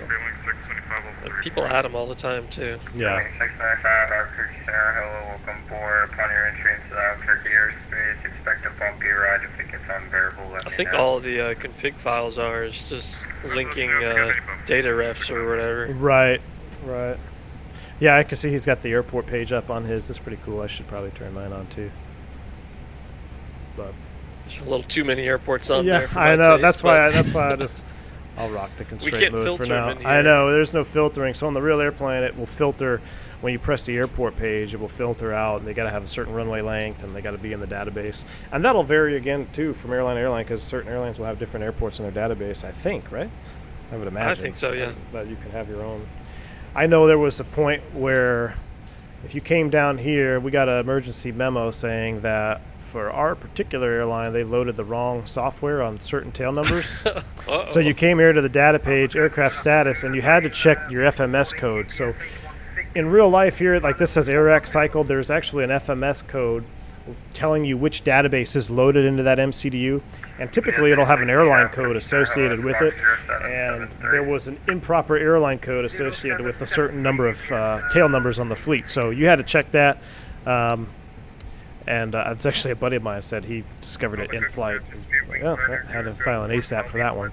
But it wasn't a big deal. It just had a few extra waypoints that weren't really in our system, and it could cause a conflict. Right. But that was an interesting one that had popped up in recent times. Aaron says, expect a bumpy ride. It must have been a Delta in front of us. It must have been. Must have been. Only thing that makes sense. Yep. Anthony says it'd be fun to see us do a Zebo. I think we'll have to try the Zebo, because you're pretty proficient in the 7.3, aren't you? Yeah. Yeah, so Phantom is pretty proficient in the 737. I think that would be fun. Lucky I haven't. You, What? you'd be pilot flying on that. How about Yeah, that? 'Cause, there we go. I have. The FO has a, well, at least the flows I'm familiar with, the FO has a bigger workload on the flows. So. Oh, great. That sounds fun. So, yeah, that would be fun, man. I'd like to do that. That'd be pretty cool. How do you guys manage to set the VOR frequencies? I mean, depending by what sequence, what purpose? So, Burke, in the Airbus, man, very rare do we mess with the VOR frequencies. You can hard tune. I've showed this here numerous times. You come down to your RadNav page, and you could hard tune a VOR or a localizer, whatever you may need. But as long as you've cleared out anything that you've hard tuned, it'll be what we call an auto tuning mode, and you really don't need to hard tune it or change VOR freaks unless you're doing a specific approach where you would be required to monitor raw data, or if you lost GPS primary and you needed to monitor your lateral course or your position with raw data. So in the Airbus, traditionally, you're really not going to be messing with tuned VORs. Thank goodness. I'm using an old air rack? Dude, maybe that's why our stuff's not synced. Oh, I'm using an old air about rack? that. What is my, let's see, mine is 2103. I thought that was pretty recent. Is that not recent? Oh, mine's 2104. That's probably why our stuff wasn't working. Oh, that makes sense.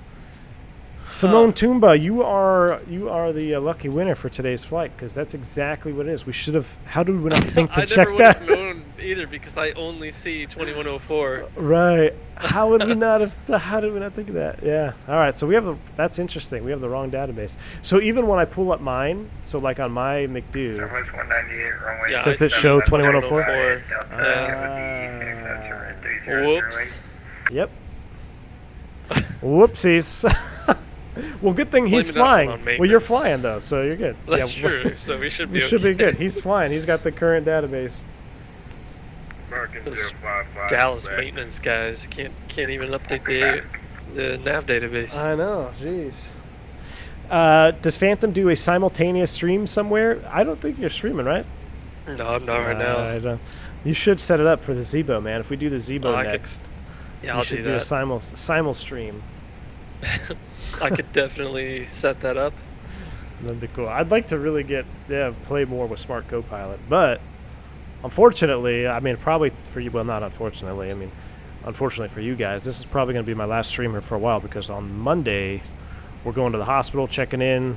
Second baby is due, so anybody who's a parent out there knows the first week or two is basically just a blur. So I don't know what'll happen content-wise. I'm going to try to finish up the podcast this weekend for you guys, get that out for all my members. But then, yeah, I'll try to keep you guys updated, try to keep the members updated in the Discord. But may not see some content from me here for at least a week or so, I'd say, until things settle down. 2 kids with 2 dogs. It's going to be madness, man. Absolute madness. Crazy. Yeah, everyone's said 2104. 2107 is most recent. Uh-oh. Really? 2107? Jeez. Failure to check the database on pre-flight. Yeah, that's on me. I should have checked the database. So is your weather, are you still over clouds on your screen? I am. Yeah, me too. And then so mine disappear, and then they come back. Like they just did that. I don't know. It's weird. It's actually cloudy right here. Let's look at the satellite. I feel like it shouldn't be. I feel like that too, but well, looks like about the bottom right half of New Mexico's got some clouds, so maybe Really? it's accurate. All right. Regular 954, only 25. Dougal says, yeah, the first month or two is a blur. Yeah, that's more realistic, Dougal. I don't even know. I mean, the first one, having one that was totally manageable compared to like what my sister went through with her first kid, I think ours is pretty manageable, and it was still a blur. So who knows what's going to happen with the second one? Only 8 taxi via Charlie Bravo. I don't. I mean, I'd be lying if I said I wasn't nervous. I mean, geez, it'll be interesting. Tango says, congrats. And was it Delta calling earlier? Got a 4-month-old myself. Was out of flight simming for at least the first 2 months. Yep. Thank you, Greg. I appreciate it, man. Thank you. Kurt has requested Bosman back. I just looked at your stream. Your What? clouds are pretty interesting. What's wrong with my Just clouds? the refresh. Hey, The no, refresh. don't be hating on my clouds over there, man. Jeez. Gosh, Phantom throwing shade over here at my default clouds. It's not the default. It's just the refresh every like 12 seconds. Yeah, I don't know what's going on with that. But it's okay. I don't have any ortho right here, so it's actually not terrible. Good. Cover it up. Cover it up. Yeah, 2104 is current. All right. Steve says the first 18 years are a blur. Dude, I'll tell you what, man. Everyone says that when you have a kid, time flies, and you're like, okay, that's the first thing most people say is like, oh, just enjoy it, time flies. I cannot believe my little girl is almost 2. Like, I cannot believe that, and it's just, and I even tell myself, yeah, time is gonna fly, just enjoy every moment, and she's almost 2 right now, so it's crazy, man. It makes you feel old. Phantom, you should have kids. 45, it's able to see Direct Foxer. Pushing it on me. Yeah. Shaquille O'Neal says you could be in my shoes. We were expecting twins. Went from 1 to 3. Dude, Shaquille, I hope you got yourself a nice something to have a little sip on later, because that's I'll drink to that, man. Shaquille, geez, that's gonna be good luck, my friend. I'm sure you'll enjoy it. I might have a heart attack if the doctor said they were having twins. 1209er gets 19er, runway 7 left, clear for takeoff. Brian says, congrats, going from 1 to 2 kids is ... fun. Good luck, and don't let it pass you by. Thank you, Brian. I appreciate it, man. Slam says the default clouds look pretty good. I think they do too. Right? I think they look fine. They're not too bad. Phantom over here just hating on my stuff. Dougal says, here comes the terrible 2s. We'll see, man. I know, that's what everyone says. I'm nervous. So far, she's been all right. She's actually a very mild-mannered child, which makes me nervous for the second one, because I feel like it's just going to be a Tasmanian devil. We'll see.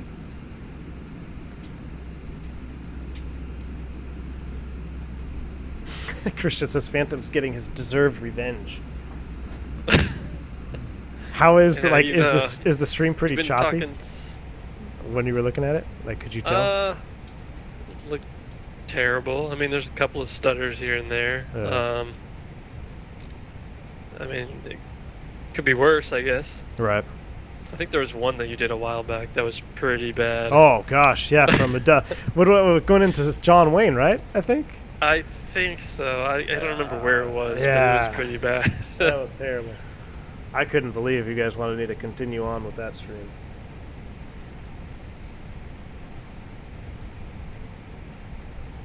Thwack, welcome aboard, my friend. All right, how are we doing on fuel? We did refuel, right? We did. Yeah, we're 5.2. We did, yeah. All right, so that's good. We're over TXO. Almost Clovis. Good afternoon, Albuquerque Center, Spirit Wings 8076, level at 380. Hey, he didn't say with you. I flew a King Air out to Clovis, New Mexico once. How was that? There's not a lot there. Clovis, New Mexico, huh? Yeah, I think they were like looking to buy like a peanut factory or something. I don't know. Really? Man. There's some weird stuff out there.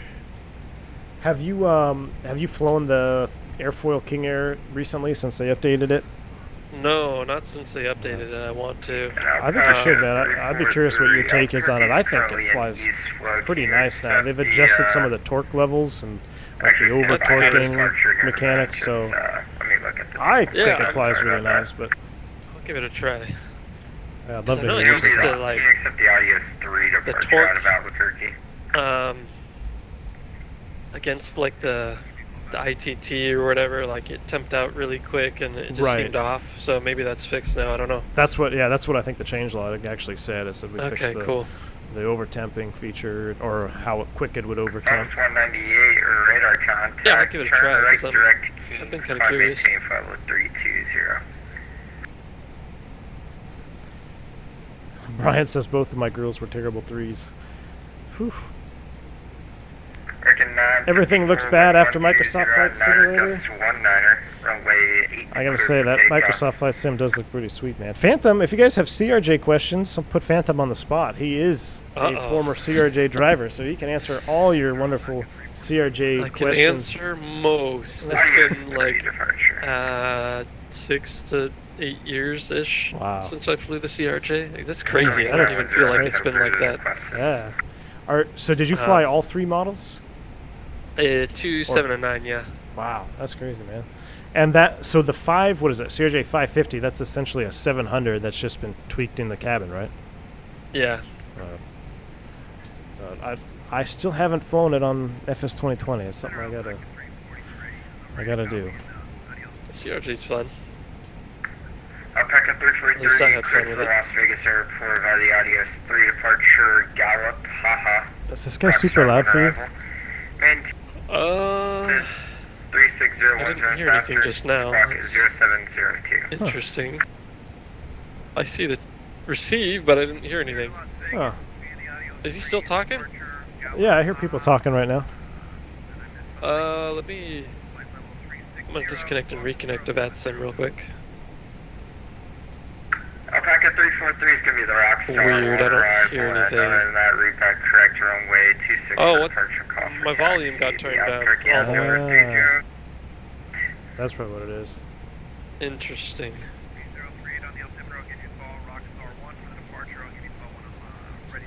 Oh, you know what? I think I'm gonna have my X-Pilot synced to the volume knob, so Oh, when you turn it was that already down? low, so then when you turn the knob down, it Yeah. really turned it down all the way. Oh, my bad. Yeah. No, you're good. I don't care. It's just- I don't think mine I is think synced to that volume knob, because mine doesn't seem to work.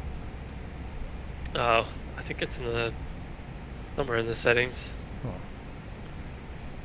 Miscellaneous aircraft volume knobs control volume. American 55, welcome back.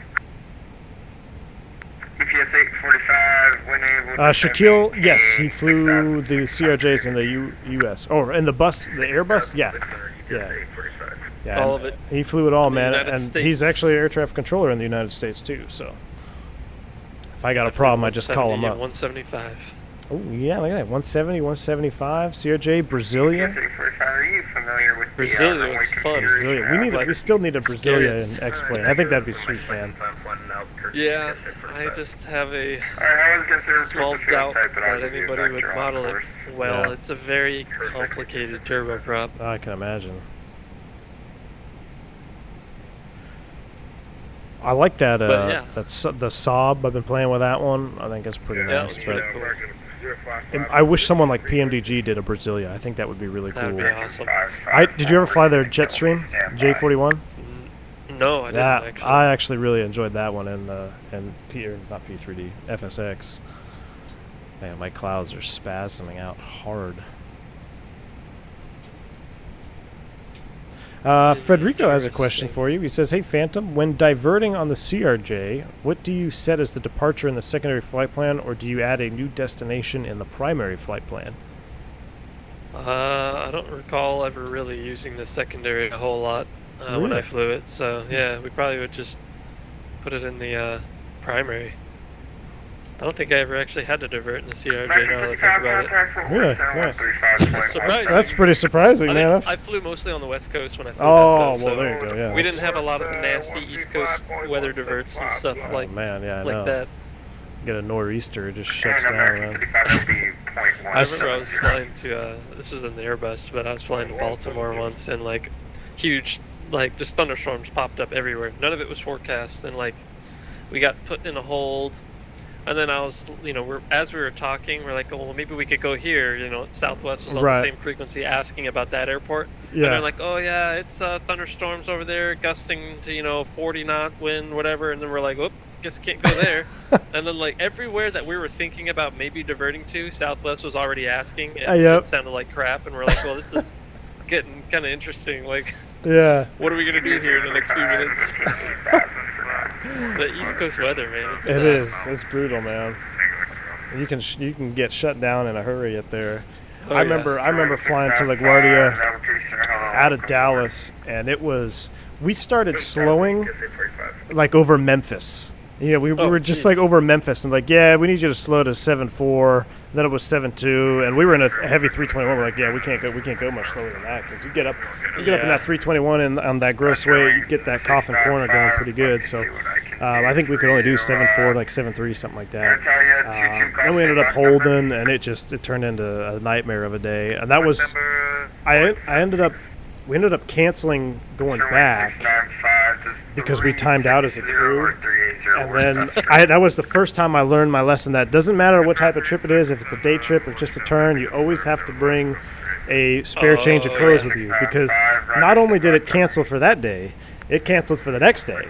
And I didn't get home till 3 days later, and I didn't have any clothes. So I had to go to a little convenience store wearing, my uniform essentially to buy stuff, and it just was a mess, man. So now I actually vacuum sealed a little change of underwear, socks, and an undershirt.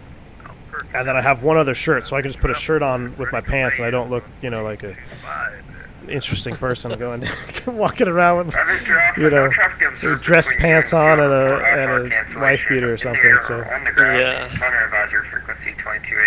Man, this guy is so loud for me, though. I can't even hear myself think. I gotta turn column 1 volume way down. If I miss a radio call, let me know. Yeah, we'll do. V1 says, are you planning on getting the Just Flight 146 with the custom FMC? Yeah, Golden State, I probably will wait for the custom FMC to be implemented. And honestly, it's just kind of a timing thing right now. Like, if I wasn't having a child on next week, well, not me, my wife anyway, but if we weren't having our second kid coming, I probably would just pick it up anyway. But I'm going to be so out of it and away from my sim for a while that I'm just going to hang tight until I actually pick it up. But yes, it will definitely, in my opinion, for me, I want to wait for that custom FMC before I pick it up. I've already seen everything else about the plane on Q8 stream. You did a really good job showcasing it, and I like the textures and the sounds. It looks beautiful, so I'm definitely going to pick it up. I'm just right now not in a hurry just because of my current situation. Speedbone says, I hear you often say you would love to fly the Falcon. Absolutely. If you could choose among all the Dassault Falcons, which one would you prefer fly with? Ooh, that's a tough one, because I know a lot of you guys think, the 9X or the 7X or 8X. Wait, there's 3, right? 7X, 8X, and 9X? I think so. I think so. Like, those are the newer models, right, with the wider cabin. But I might select the Falcon 50. That might be because it's almost like a retro Falcon if you think about it. It's still got the 3 engines on it. That's one that I really wanted to fly when we were looking at getting a new jet, but I mean there was just no way to justify the fuel cost. You go from a slow citation jet with very efficient engines to looking at burning 3 engines on a Falcon 50.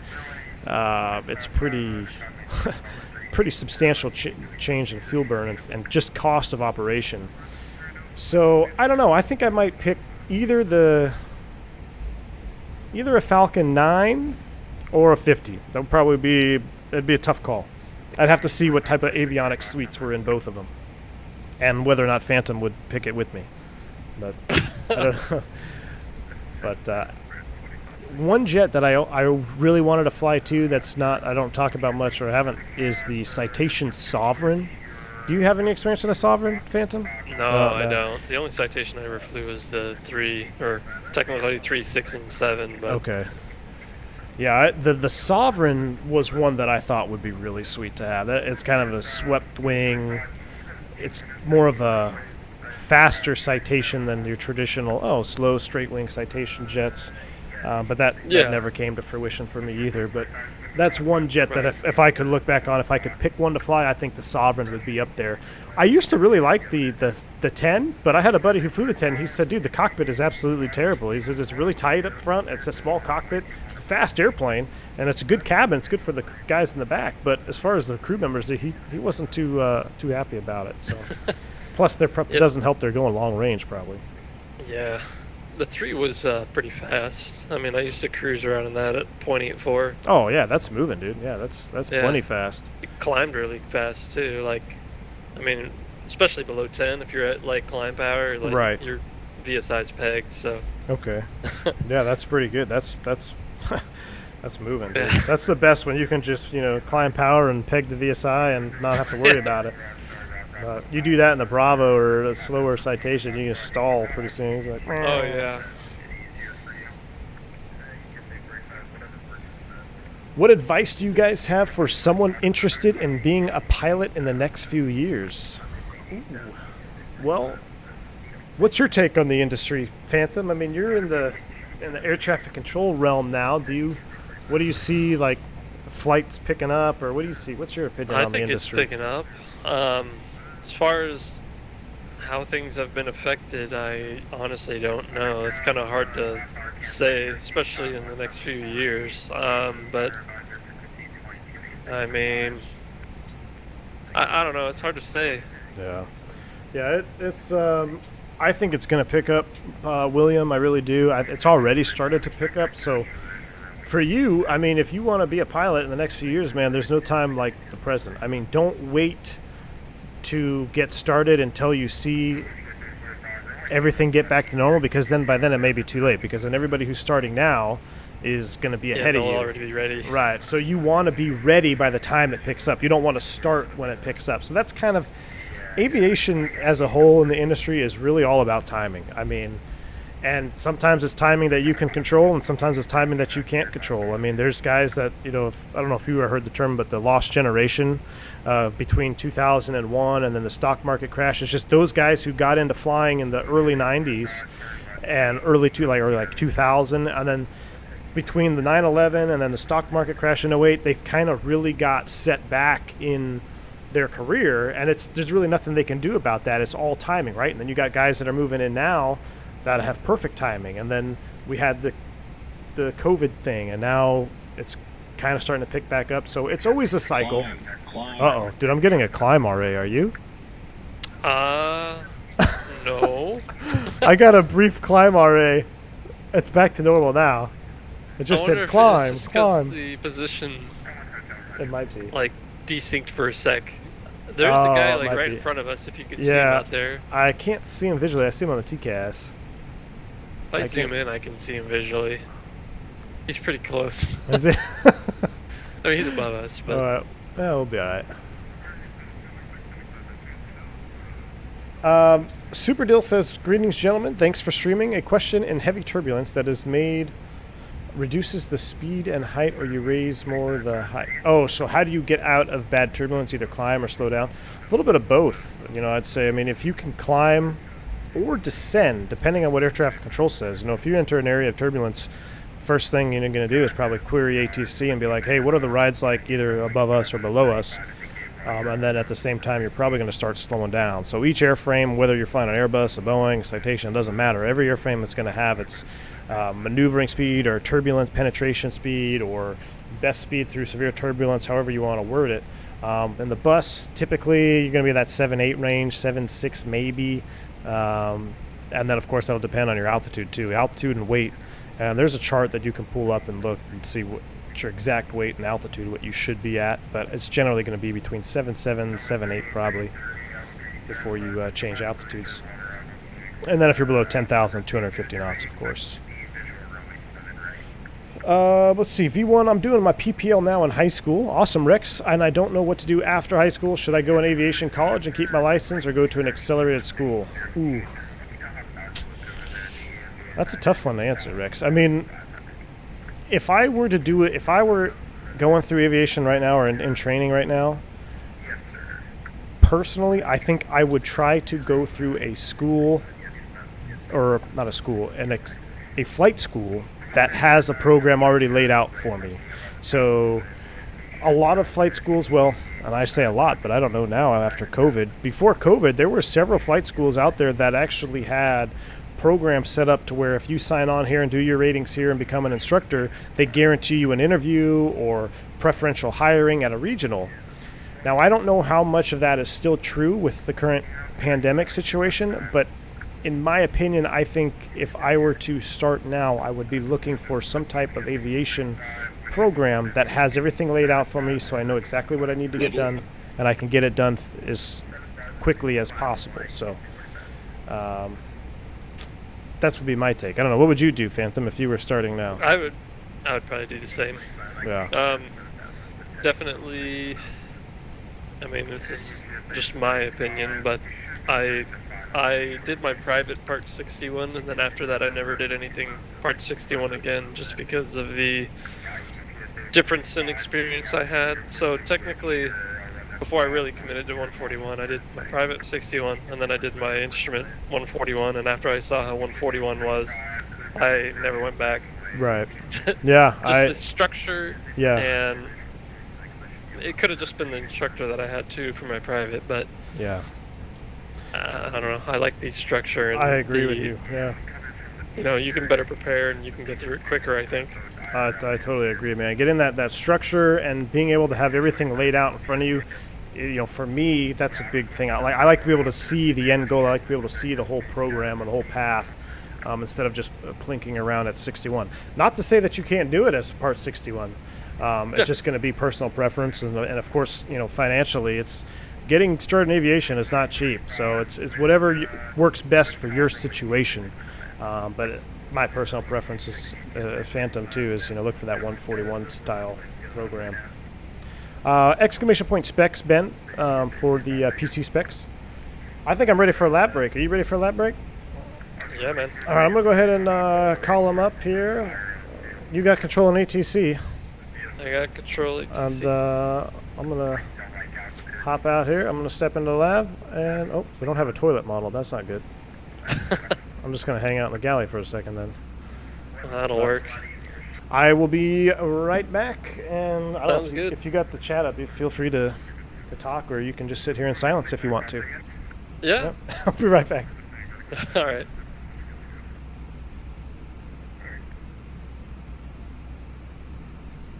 FUBAR, the QRH, usually a company-specific thing.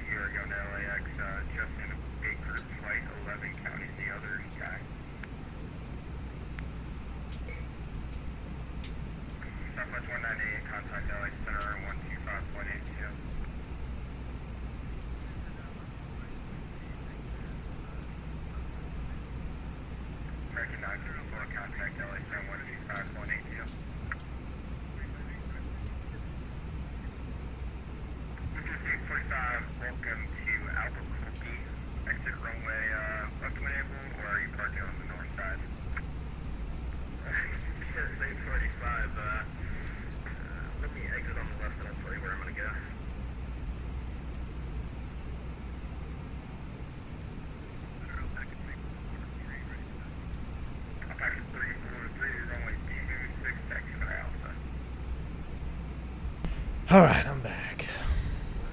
Welcome. There has been a zero change. All right. Zero change. You going out too? Oh, yeah, I will. All right, cool.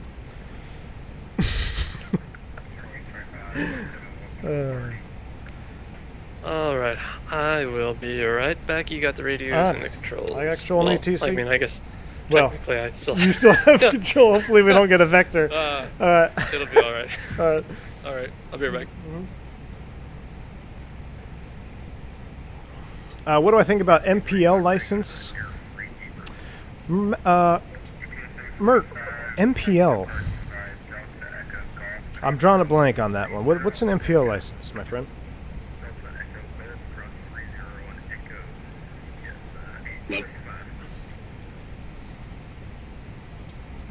Noah says, I'm almost done with my flight instructor ratings. Awesome, Noah. He says, would you recommend instructing at my university or at a flight school that had an airline pathway program? Ooh, that's an interesting question, Noah. Here's my take on that. And I don't know how your university is set up, but I would personally, well, that's a tough one. So here, you got two things you have to look at there. You have to look at, number one, what's the fastest way to get time? So where are you going to be the most busy, at your current university or at a school that has a pathway program?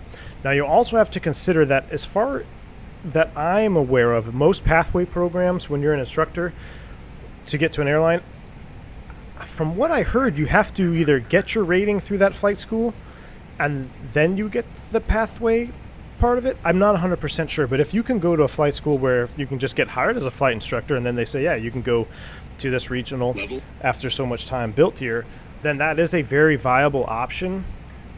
But here's where the kicker is. It's like, the way that I see the industry recovering, pilots are still going to be needed, right? So the time is what's going to be crucial. How fast can you build that flight time to be qualified to go into the airlines? So that's a tough one, man. That's a tough one. Multi-pilot license? Multi-crew pilot license? I'm not, is that a European thing? Oh, it's an EASA thing. Okay. Avio, man, thank you. Appreciate it. I'm not familiar with the MPL then. Yeah, I've did all my training here in the United States with the FAA, so I'm unfamiliar with how EASA does things over there, my friend. Sorry about that. Fubar says, is the QRH for an Airbus company specific, or are those universal? It'll be company specific, because your company can dictate which items are, let's say, memory items, or which items are, you book them or look them up. Just from the several airlines that I've been with, there are differences in what you're required to have memorized versus what you're not required to have memorized. So it will be dependent upon the company. But as far as the procedures, they're probably going to be relatively similar. Like, let's say engine fire. An engine fire in an Airbus at one company may require the crew to do certain things by memory, and by another company, it may, you may not be required to memorize those particular items. Instead, they want you to do something with the ECAM first. So the procedures themselves will be similar, but on how it's laid out, it can vary from airline to airline. G'day, Avio, man. Welcome aboard, man. Glad to have you on the stream, my friend. All right, I'm back. Welcome back, man. There's an ATC question for you. He said, what got you into doing ATC, and how did you get into the path that you took?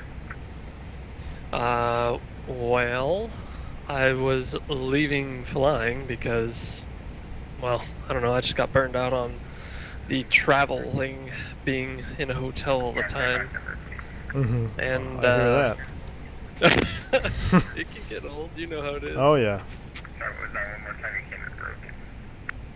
But to get into the air traffic stuff, you basically just got to look for a opening. They do them usually once a year. They are specifically listed as off the street, so that way you don't have to have any prior controlling experience, like military or whatever. Really? And then yeah. Okay. So they actually list them as like, oh, that says. We're doing 7-6, Spirit Wings 8087.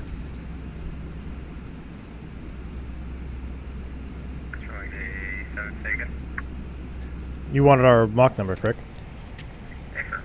Yeah, we're doing 7-7 Mach for Spirit Wings 8087. Roger, great. Spirit Wings 9001, same Mach number. I feel like something's about to happen. I know, right?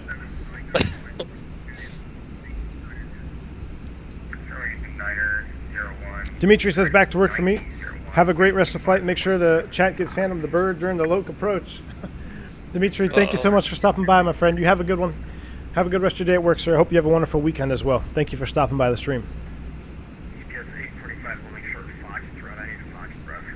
So off the so they actually list off the street like. Let me go find.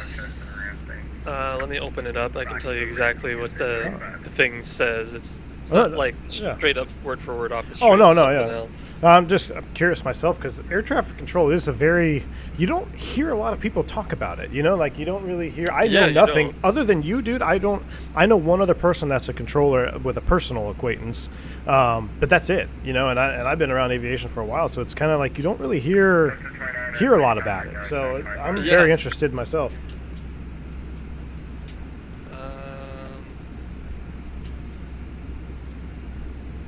Alexander said that that's a 350 that overtook everybody. Well, that makes sense.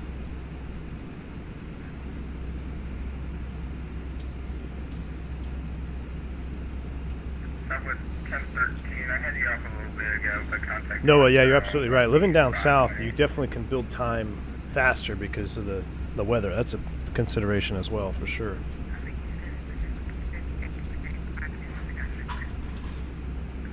So it shows up as,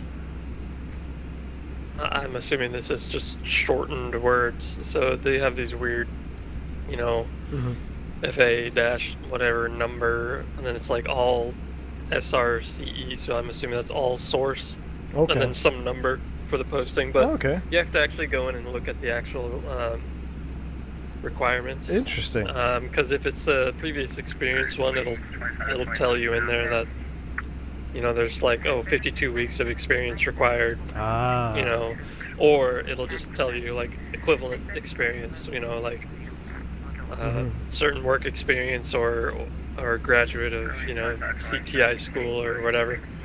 But those ones that are open for public, you don't need prior ATC or anything like that. Okay. Yeah, that's cool, man. That's it's pretty neat. And go ahead. I was just gonna say that process takes forever. Really, really. Yeah, like you apply, you submit your stuff, and then you basically won't hear anything for months. Wow. And then you'll eventually hear back, and then it'll be to take something called an ATSA, which is like a skill assessment test. Okay. So then you schedule that, you go take that, and then you won't hear anything for probably another few months.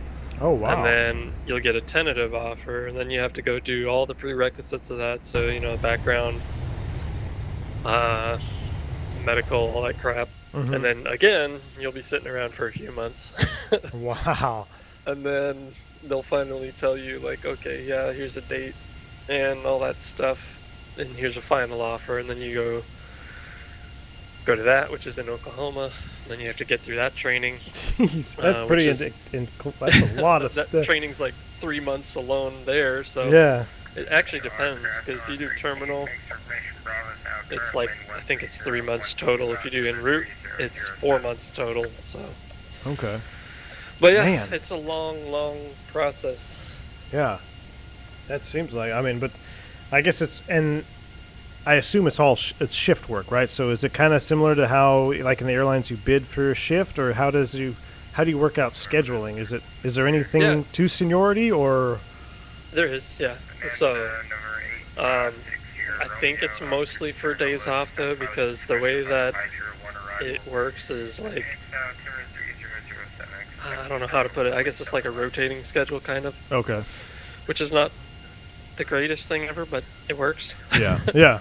So like, I think the idea is to lengthen your weekend, so you'll start like, I think it depends on the center or the facility, because if your facility's not 24 hours, it's a little different. But like 24-hour facility, like you know, a big tower like LA, San Fran, or like a center, Right. you start out later in the day, and then you slowly transition to your last day being an early shift and a late shift in the same day, if that makes sense. Yeah. So oh, then, wow. like, you end up, your last day is a graveyard shift, basically, Huh. to where you end at 6 a.m. So Yeah. you technically, quote unquote, get, you know, a third day off. Yeah. Yeah. Oh, yeah. It's like coming in from a red at 5 a.m. and being off, Yeah, but you're like, not like, really. I'm Yeah. off now, but I'm really not. Yeah. 'Cause I'm asleep for, Yeah. you know, a while. Mm-hmm.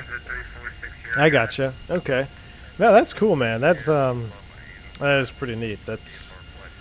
I guess, yeah. I never hear about people talking about air traffic control. You know, like, oh, I want to be a controller. Yeah. But they're out there. I mean, obviously we need them, so Oh, yeah. that's good. I mean, similar to the airlines, like, a lot of people retiring. Yeah. Okay. And Harry says for the UK, it's about 3 years for be full-fledged ATC training. Oh, yeah. Right, I mean, that's yeah. the other thing, too. Like, once you leave the Oklahoma City, you're not done. Like, once you pass that and you go to wherever you're going, Yeah. you go through training again. So, Wow. I mean, depending on where you go, it could be a year after that, or it could be 2 or 3 years after that before you're really done. So, Wow. Man. it's it's a lot of a lot of stuff going on. That's crazy. Well, that's cool, man. Though, thank you for your work as an air traffic controller. 'Cause it's, I know we bitch about them sometimes, but I mean, there are times when we definitely need them. That's for sure. Yeah. I remember when I was flying freight, dude, doing one of my runs was I'd leave DFW at like I think off block was 3 a.m. and I'd had to be in Yeah. Lubbock by I don't know 5 or something, and there's literally nothing between Dallas and Lubbock, Texas. But there was always a controller on, and it's like, man, they're up there too, you know. It's like I'm flying through the graveyard, and they're working through the graveyard, and I'm pretty sure we were the only planes in the sector. But Right. yeah, one morning there was a bunch of like just pop up little thunderstorms, not even really thunderstorms, just kind of pop up cumulonimbus clouds, and I was like, well, I'm gonna have some fun and deviate. So I just asked, you know, hey, is there any chance, you know, for left and right deviation? Controller came back basically, yeah, do whatever you want, man. There's nobody out there. Like, yeah, he's probably the last thing he wants to do is be up there right now at 4 o'clock in the morning looking at a little Yeah. Beach 99. But yeah, That's funny. I can hear him. What about like when you're on this, like I guess the scope is what you call it, right? If you're on the scopes, or is that just a movie thing I heard? When you're I mean, I guess. like Pushing Tin. Have you seen Pushing Tin? I actually haven't. You haven't seen What Pushing movie? Tin? Oh my gosh. No, I haven't. I need to. Oh my gosh. We should just I know. like I've known about it. boot for a you out really of the long cockpit time. I've right just- now. How can you be a Let's open the controller door. and not see Pushing Tin? If you guys I don't haven't know, seen man. Pushing Tin, check it out. It's a real cliche air traffic controller movie. I don't know how much is accurate or not, but I don't know either since I've never seen it. But my question is, like, recently I feel like, and this is just my perception of what's happened, is during all this COVID stuff, nobody was flying, right? So you had one guy, I mean, in DFW, you had one guy working ground, tower, like both yeah, towers, he like combines all the it all. grounds, right? He combines it. And that everybody's starting to pick up flying now. So it almost seems like a lot of the controllers seem overstressed because they're working multiple frequencies when they, in my opinion, there should be multiple controllers there. Like, is that a staffing thing where they can actually reduce staffing down to so much to? Because I mean, lately it's been crazy, man, with the amount of traffic that's picked up, and I feel like a lot of the Yeah. controllers are getting overworked, or it just seems like it anyway. yeah, so I don't know what it's like at every facility, but I there's think that was for definitely. Austin. Oh. Was that for Spirit Wings 8087? Best forward speed, Spirit Wings 8087. All right, bump it up, my friend. Here we go. Ooh, 8.1. What's that going to do to our fuel? 4.5? 4.5. This is in pounds, too, right? Yeah, it's Oh, pretty boy. low. 4.5 and a 3. I mean, shoot, we got a 77 knot headwind. 4.5 is pretty good. That's pretty low for a 321 on landing. You can't even Yeah, dispatch with even that. Even 8.0 is not a lot. Yeah. No, we'll let it rip. 8.1. We'll be all right. 4.7. You're flying. 79. Whatever. We'll leave her here for now. We good. What was I just talking about? Oh, about like stress levels or like staffing. staffing. Stuff. Yeah. Like, can they reduce staffing? They can. There was a pretty significant reduction, but like I think what they're doing now, I don't know if this is everywhere, but they try to have like teams split to where they only work with that group, if that makes sense. Yeah, yeah. So it's like trying to be normal, but still kind of. Well, the other problem too is like people that were anticipated to be training, they're just now barely starting to get back to training people. There was a lot of people that were just like sitting around because they weren't allowed in the facility. Yeah, yeah. You can't really train when you're not allowed in the facility, right? That could be a problem. Like, I know I have another friend who's at Oakland Center, and he said he thinks that like their backlog right now is insane. Wow. So, I mean, like there's facilities out there that have like 60 people in training that, you know, over half of them haven't even set foot in the facility yet. Wow. Because, I mean, like, you know, Yeah, COVID hit, everybody came to a halt. Like, they started cutting things out, like, no more training unless you're, like, already, you know, it's just kind of crazy. Yeah. Dang, But man. that's all slowly getting back to normal now, so. Right on. Miss Jungles, you said you wanted to be an air traffic controller at one point? Yeah. That's yeah, I never hear people talk about it, but that's awesome. Make pretty good money too, flying air traffic control. I know that's for sure. Or flying air traffic control, being air traffic control. Flying air traffic Flying control. air traffic control. Well, I guess you could be if you're in an AWACS in the military, right? You're literally That's flying true. air traffic control.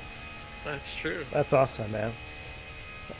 Yeah, Miss Jungles, if you haven't seen that movie, you gotta check it out. Pushing Tin.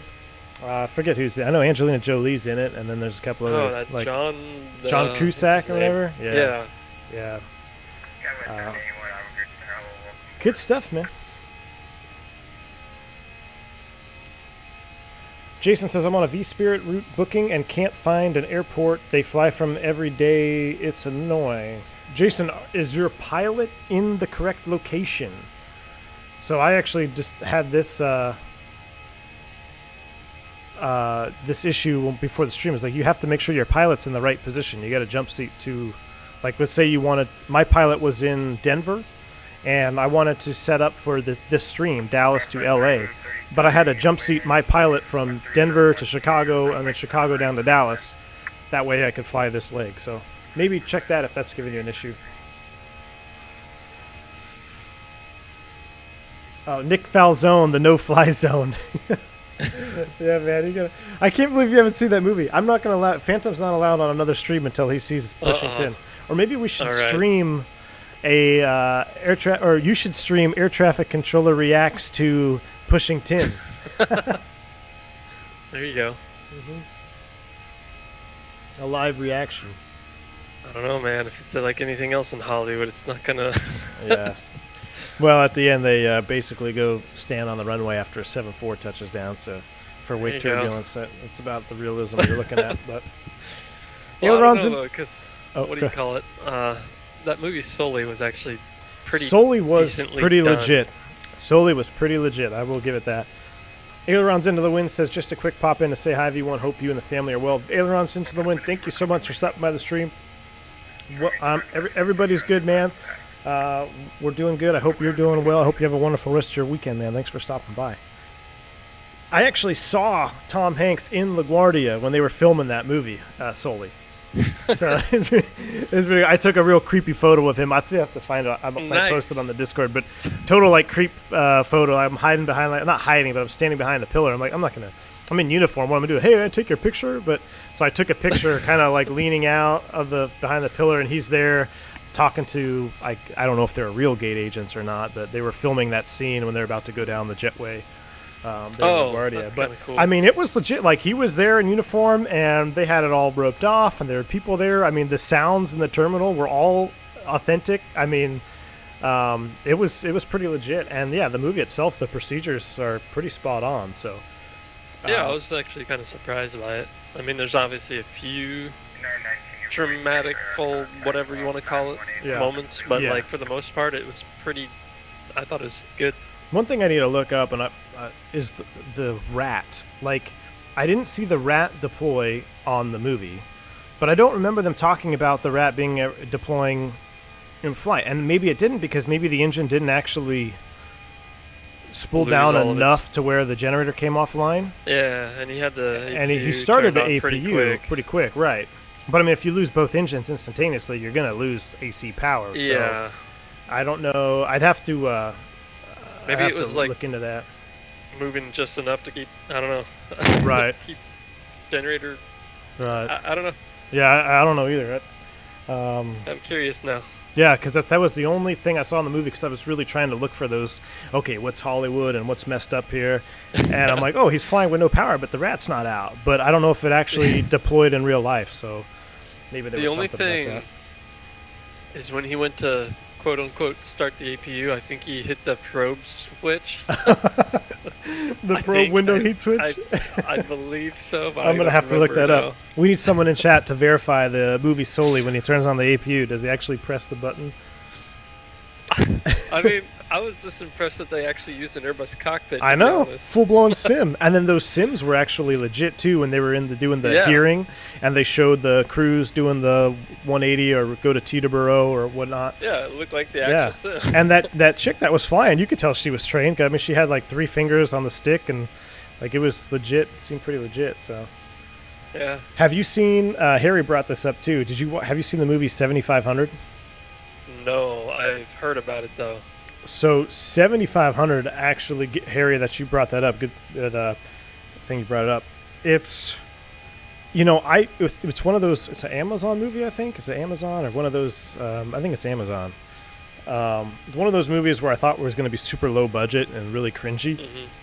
But honestly, dude, it made me really think about just situations that would happen. What would I do if I was in that situation? And you being an air traffic controller, it's even better, because it's like, okay, you got to watch it. But as far as the procedures, they are almost spot on, identical too. And you can tell the cockpit scenes are all from, I think they're in a sim. I think they're all doing it in the sim. But I mean, it's not oversized. Like my favorite is when you have a Hollywood movie and the airplane is, the size of like 3 747s, put together, and people are running across. You mean when they have the Boeing 737 Gulfstream 650? Yeah, exactly. Yeah, exactly. It's like yep. Mix of everything. Yeah, but that, but no, it was all filmed from what I imagine is an actual simulator for the airplane, and then the cabin scene is from an actual cabin. It looks like it anyway. But it's cool. A good movie, and I don't want to ruin it for you, because you just have to watch it. I would actually recommend you watch that movie, though. It's one of those that I'd recommend you should check it out. Yeah, it made me think. I will just say that. Like it really made me think, what would I do? And I don't know. I mean, it's tough, man. I mean, that's all I could say about it, because I don't want to spoil it. But Gene R. Hoffman says, what a heavy film, and it is heavy, man. It is definitely a heavy hitter.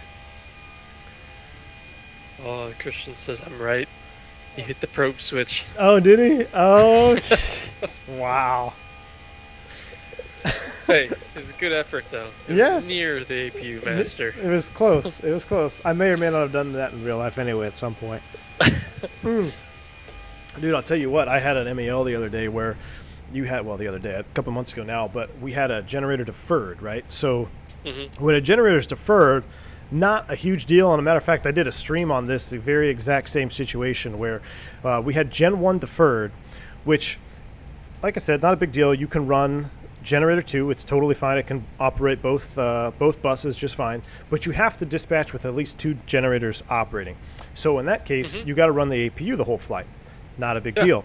But when you go to push back from the gate with this MEL, you have to go through a series of checks to make sure that all the remaining generators are providing power and the bus transfer and everything is working. So essentially what happens is you push off the gate, generator 1 is off, Gen 2 is on, APU is on, but now you have to isolate the APU generator and generator 2. So you turn generator 2 off, APU picks up the load, boom, not a big problem, put generator 2 back online. And then the MEL said, turn off APU generator. And I was looking at the overhead, I'm like, where the hell is the APU generator switch? Because I'm looking down here, like, well, there's the master, there's the bleed. I was like, dude, where the hell is the generator switch? And it took us both a minute to figure out where the APU gen was. I mean, yeah, you never touch that you button. You never touch that button unless you have that MEL or some other reason. But yeah, for all those who are wondering, it's right here. And it looks obvious that I'm zooming in on it. But I'm telling you, from a pilot's perspective, I don't think I ever pressed that button until I had that MEL. From my training through years of flying the Airbus, I've never touched the APU generator switch. I mean, I knew it was there, but yeah, once we had that MEL, it was kind of interesting. Oh, there's the APU gen. But yeah, I come up here, hit the probe window heat instead of the APU. That's funny. There was one other. There was an Easter egg that I had not too long ago. I'm trying to remember what it was. It was something with the pressurization. I think someone had moved this to just out of auto, and it actually, I put up an eCam. I want to see, will this mess us up? I don't think so. What are you doing? Well, I'm going to mess with this switcher because I'm trying to remember what happened. We had this was years ago, but the landing elevation was not in auto. Oh yeah. So if you look at the eCam, you see it says landing elevation auto, and then here it's in man. So the switch was like this, and I'm like, what the hell? And this is on the ground. I'm like, why is it in man? And it took me forever to figure it out that this wasn't. It was just this switch right here. It was like just out of the detent. Right. So I was like, oh yeah, you got to make sure that's actually in auto or something. But, anyway, that's all I got for mysterious switches on the overhead. How many people do we have on board this plane? Because I think. Yeah, our 110? econ flow's on. I don't think it needs to be. I'll turn that. Well, actually, we you know what? 181. Does it change our fuel burn? We changed it. I don't know. It should. Let's see here. I'm gonna go econ flow. I don't think it. The only thing I see is a little bit of a bump in the cabin. Yeah. All right. I'll bump up my X-Pilot. I barely hear him talking out there. 9012, same Mach number. All right. Back outside here. 9012, box number 0.80. Oh boy, real re-lag there. Strength 9012, increase to Mach 0.8. Golden State says a couple of nitpicks I noticed, but I really didn't care about on the movie was that the EPR. Oh, they had EPR on CFM engines. I didn't notice that either. Matthew Presley says I had an MEL with one of the packs deferred. Of course, we lost the other side bleed in flight as well. The suckers got hot, unpressurized. Get hot, unpressurized. Bearings 869 reduced to Mach 0.73 for space. Somebody's getting slowed down. Mm-hmm. I hope it's not us because we don't really have the fuel to be slowing up here. Dude, my frames are so. I'm like my. They're still suffering? Not my FPS, but my Streamlabs. Oh. Like it's actually starting to give me a little warning there, but we'll keep on trucking until it doesn't want to go anymore. Would passengers notice if econ flow was on? Probably not, Aaron. Depending on the model of the airplane you're in, 321, well, the 321 is the econ flow. 320 and 319 have a pack flow selector. I talked about this in, I think it was in the FS 2020 video. I went over all that. But under a certain passenger load, you can put it in low. But one thing to remember is when you're running the APU. Oh. What's our Mach number? I'm outside view. 79. We're doing 79, Spirit Wings 8081. What do you need? Bearings 8087. Oh. Just confirm that with you, you responding? Yeah, I'm sorry about that. It's Spirit Wings 8087. We're doing 79. Okay, it's bearings 8087. You're doing about 50 knots lower than the guys in front of you and behind you. So are you flying with real weather right now? That's affirmative. We have real weather on. We'll bump it up to 81. We'll see if that makes a difference. Bearings 8087. Yeah, you can increase to Mach 0.81 for now. You're still going out the whole story than the guy in front of you. That's what I for now. We'll see how that works out. Roger that. Yeah, we'll pick up the speed here and we'll let you know. But yeah, we're showing. What is our wind? Yeah, we're showing winds about 77 knots here at 340, pretty much on the nose. Okay, we'll see how it works out. I wonder if this weather is not updating anymore. I don't think it is updating. Because it is cloudy. It's still cloudy. Which is weird. Should we clear our weather? I don't know that I want to try to open the menu. I wonder what would happen. Oh, yeah. Because I feel like that's what's happening to my internet. I feel like it's constantly re-downloading the weather.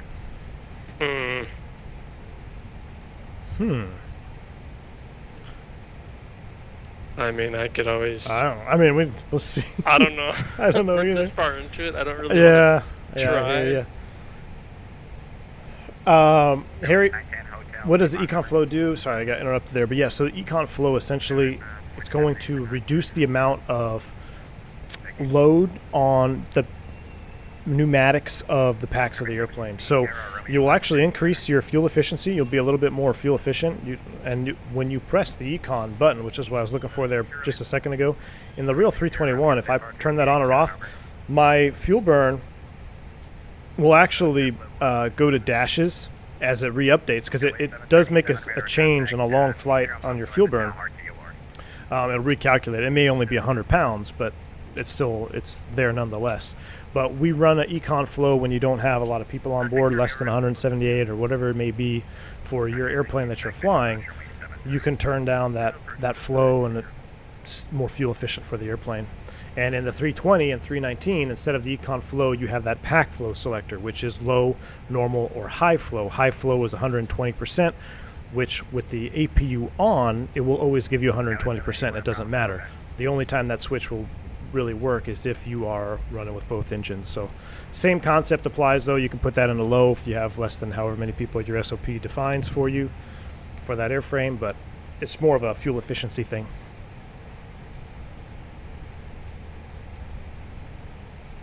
Team Falcon says, I think you need active sky. Well, I don't think that's a problem. I think our internet is actually bugged out because our wind hasn't even changed since we left Dallas.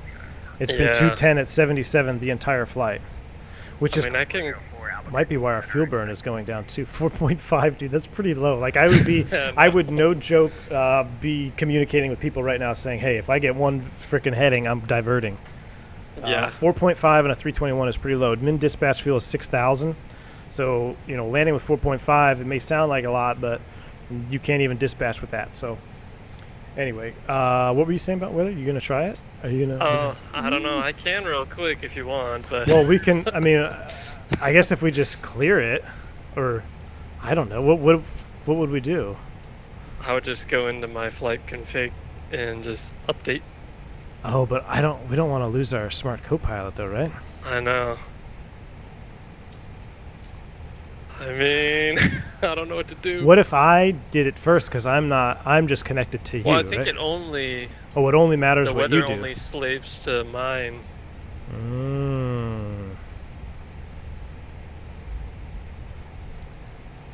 Oh, I didn't know. It actually tells you what my ping is and my upload speed on the Smart Copilot if you make it full size. Oh, yeah, I didn't know that it's either. only 7 kbps up. So, yeah, that's not causing frame drop on my stream. That's just my internet. Or it's this weather constantly downloading, dude. Oh, it changed. 210 at 78. Gino Hoffman says, gotta go give my son a lift home from his work. We'll catch up on the stream later. Gino, have a good one, man. Thank you for stopping by, my friend. You can update X-Plane's weather in the menu. Yeah, I just don't know if I want to open the menu while we're flying. I don't know if I want to open the menu either.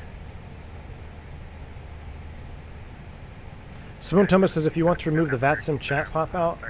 Oh, I can do that? Plugins, X-Pilot. What does it say? Settings and deselect. So I go settings. Oh, wow. Thank you so much, Simone. Thank you so much for that, man. I was wondering when I could, if I could disable that ever. Thank you so much, dude. Dude, I think I figured it out. I think it's the weather because every time my clouds reload, my Streamlabs shoots up a caution about my frame drop.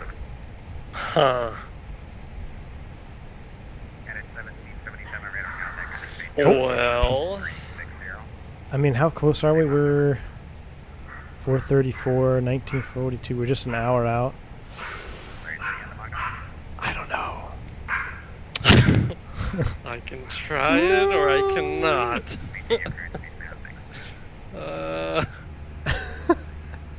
MJ says, hey, just listening in the background. A lot of informative stuff. Big up from Denmark. Thank you, MJ. Appreciate it, man.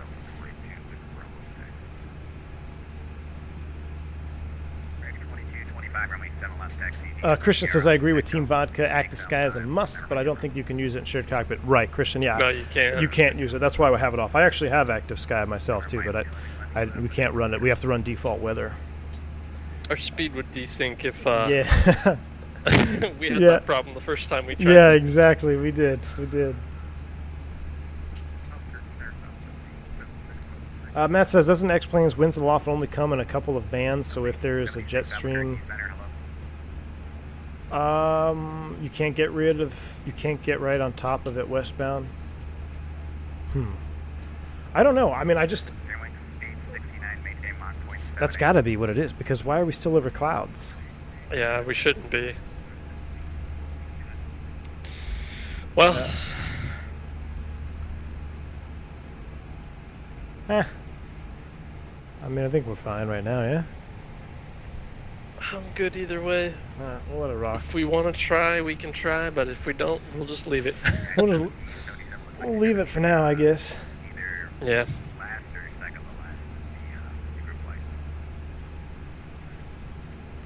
If you use default weather, it did slow my FPS too as it updated downloading the meet target 5 to 10 minutes.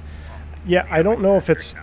Something is definitely bugged with the weather, because even though we're on real world weather, it's not updating as it should. Mine keeps reloading like every minute or something, resyncing. So I think when we did our test flight, I had my default weather on. I just had to... We manually set the weather. Or I did anyway. Maybe that's what I should have done, is just set manual. That way it can load to yours. Oh, did you have yours turned Mine's on real world weather, yeah. I wonder if that's what the problem is. Yours is trying to like continually like sync since mine is changing yours. I'm gonna do it. I'm gonna change it. You're gonna go in the menu? Yeah. Alright, tell me when you do it so I can do it at the same time. Well, are you gonna leave yours? Or should I? I'll try to reset it to live if you're gonna go in there. Alright. Here we go. Godspeed. I'm gonna do it. Actually, wait. Do you see the clock? The UTC clock? Yeah. Does it 35, 37? Yeah. Okay. So when it hits 50, or when it hits 40, no, when it hits 50. When it hits 50, I'm gonna go into the menu. All right. Here we go. I'm applying. Oh God! We're gonna survive though. Check this out. I went to Cavoke and then it cleared out. Uh-oh, what's happening to our speed? We're okay. Oh! It's just gonna be a sec. We got a tailwind. We got a tailwind. We fixed the problem. We fixed the problem. Except for we're really slow now. Yep. All right, so for those that want to know why you don't want to climb up in the expedited mode, if you climb up at expedite speed above 250, the airplane is going to pitch for green dot. And we are at toga thrust essentially here, or max continuous thrust. Beepers are all the way pegged, N1 is all the way up. And look at our speed. It is barely trending forward. And this is not a bug, this is not X-Plane, this is how it is in real life. In EET, or Enhanced Envelope Training, we go through this procedure so you fully understand how long it actually takes to accelerate at altitude from green dot speed. So this is kind of one of those, you guys always ask about the expedite push button. Above 250, you don't want to use it in climb mode, because once you get slow, it's very hard to accelerate here going up at altitude. So plus we're in a 321, moderately loaded as well. Well, we're 153, but At least our wind is fixed. That's right. We gained some fuel in that. We gained some fuel. We're at 4.8 now. Now I can look at my beautiful ortho. That's right. Yeah, look at this. This is much better. Well, I'm glad we figured out what was your frames better now. Nope. Oh. Well, but at least we we tried. can see stuff now. We can see stuff now. Yeah. Well, now my frames will And in probably 20 be better. minutes we'll be back up to Mach 0.81. Yeah. So, So then he'll be like, "I'm gonna need you to slow down." yeah. Like, dude, we just spent 20 minutes speeding up. Yeah. Don't do that to us. Oh man.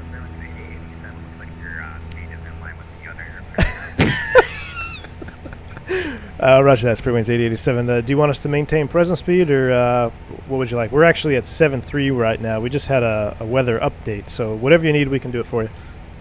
Okay, that makes sense. You can maintain Mach 0.75 for now. Thank you. Roger that. We'll maintain Mach 7.5. Spirit Wings 8087. That's a little bit more obtainable. Yeah. 0.81 for spacing. All right, we're back in it.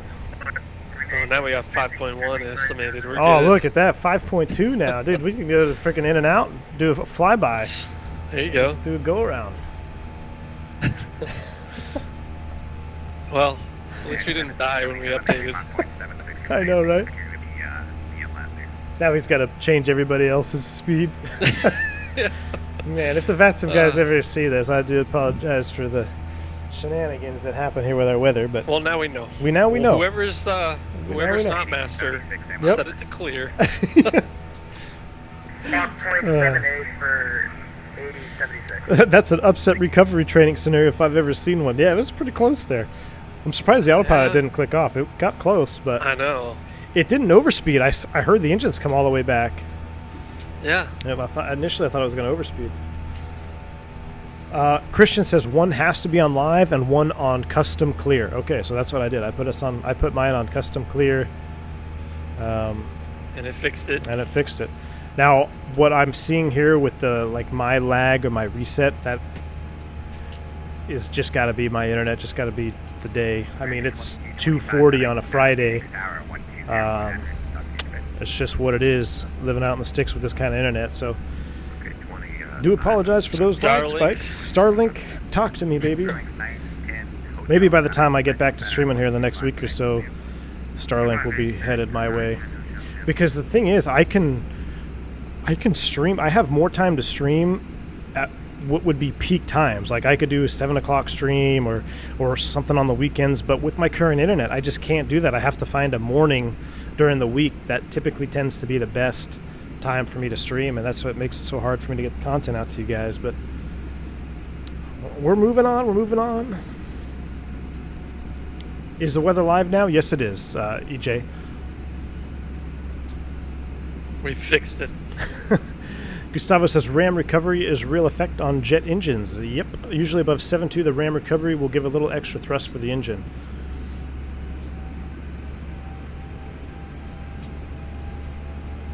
Golden State says, what a stream, loving it, quite possibly my favorite day in April. Well, Golden State, thank you, man, I appreciate that.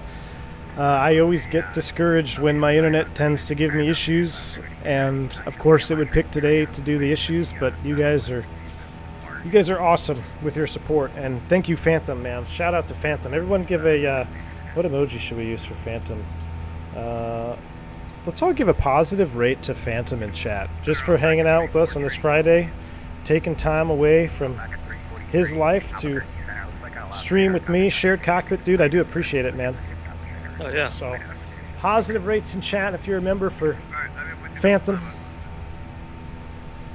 Who the hell picked this leg, though? This is freaking forever, man. Jeez.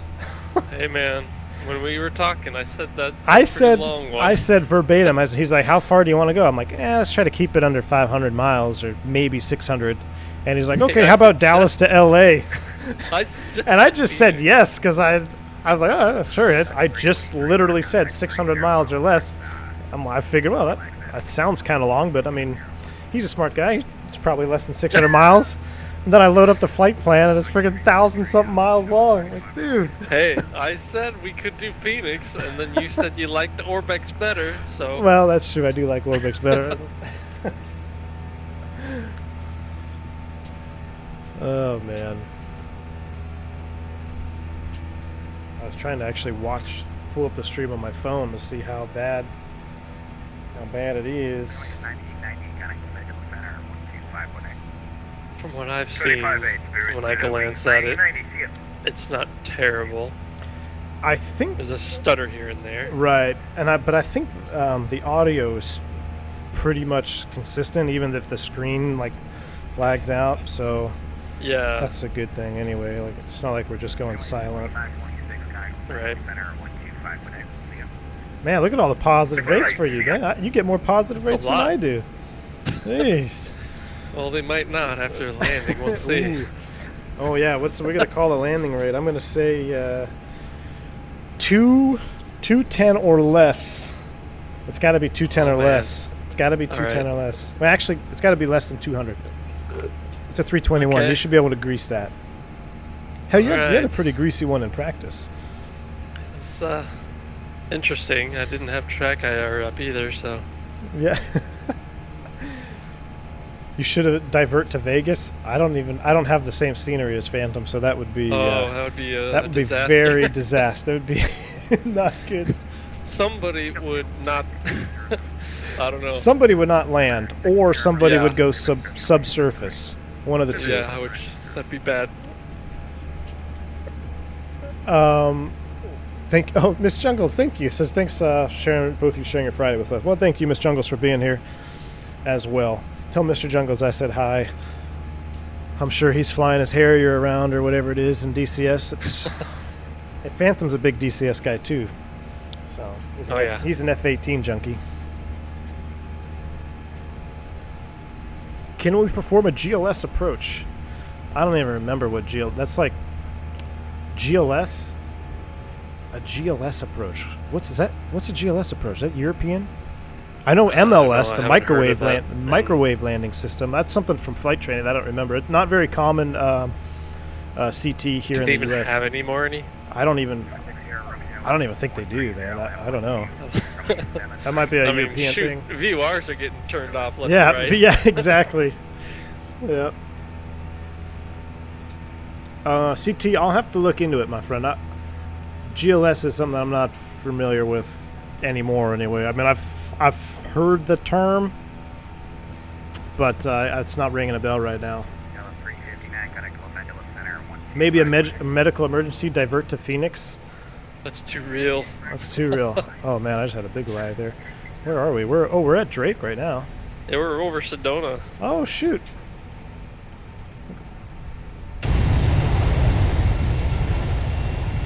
Yikes. Apparently I don't have a Sedona scenery. Trying to find my Sedona. Oh, it's off the right engine here. Good old Sedona's down there. Let me move the camera. Red Rock Sedona. It's a ground-based thing. Ground-based localizer system. I don't know. Ooh, medical emergency. Excuse me. Medical emergency divert.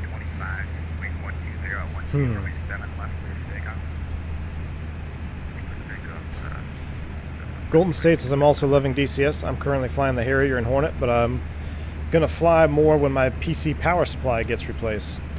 Well, very important to have good PC power, man.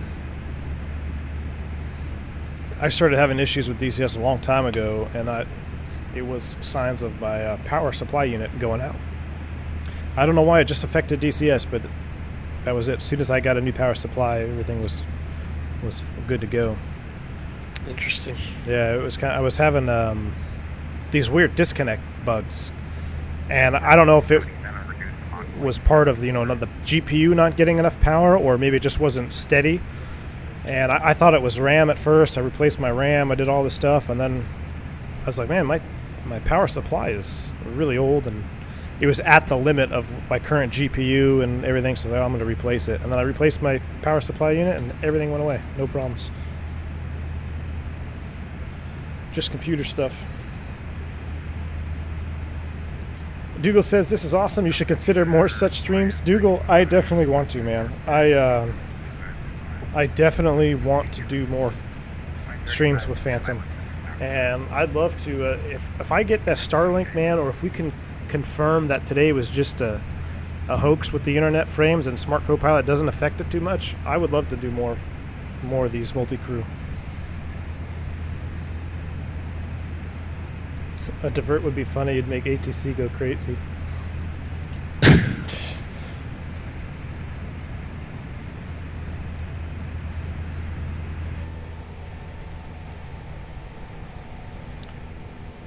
$324 miles. Man, we're getting there. Jesus. I will pick the routes weather for. was I know we probably 50 knots off of us. 50 knots. Yeah, at least.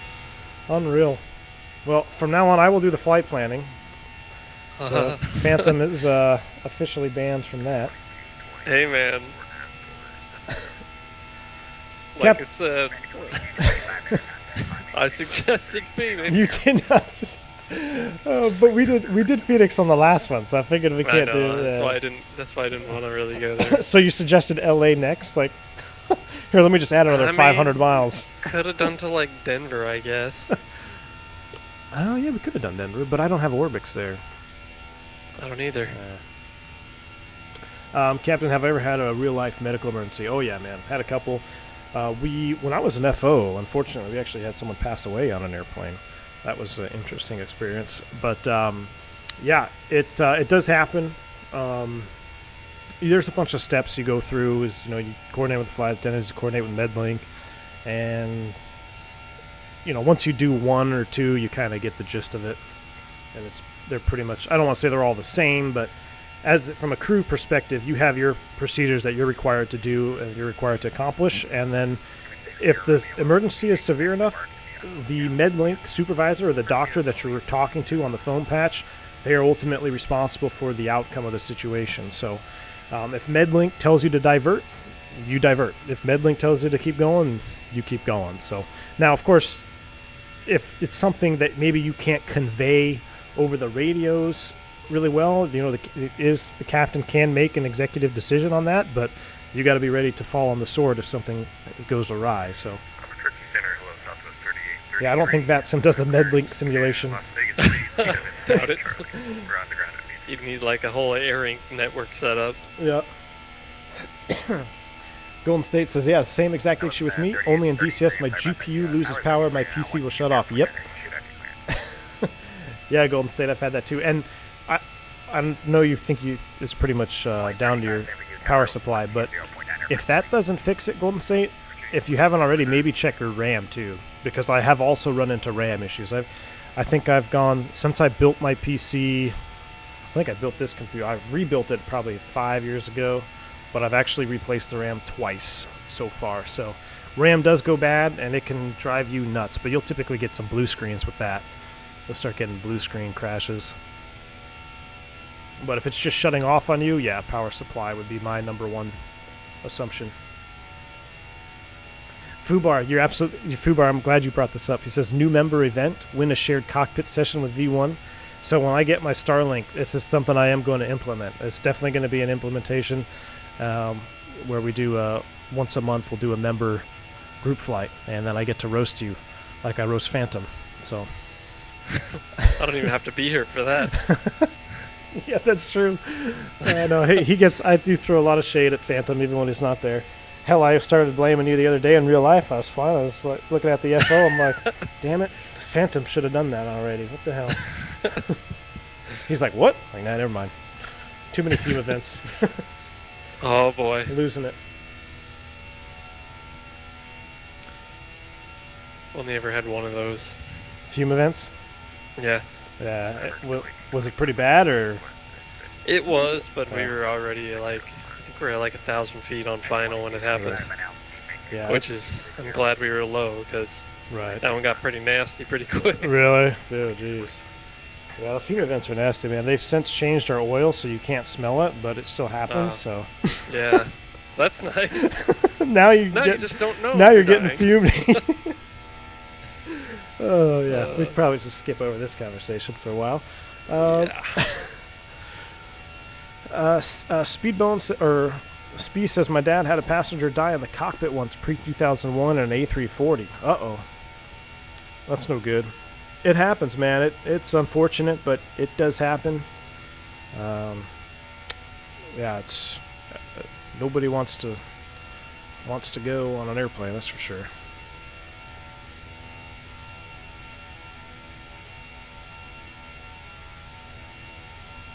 So looking at this map here, I think we have shifted from Uh-oh. kind of mid-front of the pack to almost to the back. Where are we? Oh my gosh, dude! Everybody's past us. I know. There's nobody only two behind people us. There's Is two it? people behind us now. Oh my gosh, dude, we're terrible. Yeah, 8076. Who's that? 8076. Are you in chat? Man, whoever got 9001, they got the easy call sign. I should have picked that one. I think we took off behind 2526, right? Yeah, yeah. So We're literally yeah, the he's last one. significantly farther ahead of us. Vatson's probably like, oh my gosh, can you guys just end Why- already? Why are you guys going so slow?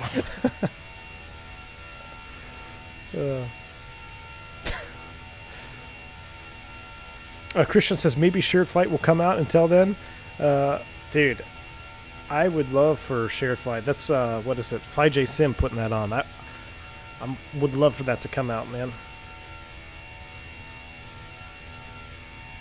Sam, exactly. You're absolutely right, man. Also, so we had another fun fact. So the type of oil that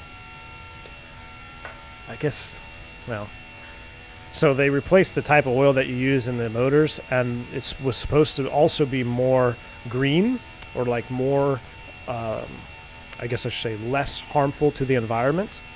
However, the IDGs didn't like it, and we had guys losing IDGs left and right for a short period of time because of of a different brand of oil. So then they had to switch back to one, and then they switched out again. But That's what happens when you stop rolling coal. that's right. It's when you stop rolling coal, man. Things start breaking. You gotta roll coal, man. That's it. That's the only way to do it here. We gotta do an Oakland stream in that Zebo, dude. We gotta do Southwest Zebo flight out of Oakland. Multi-crew. 343, Connect with Nebula Center, 125.8. 25.8, That'd be cool. Come back at 343.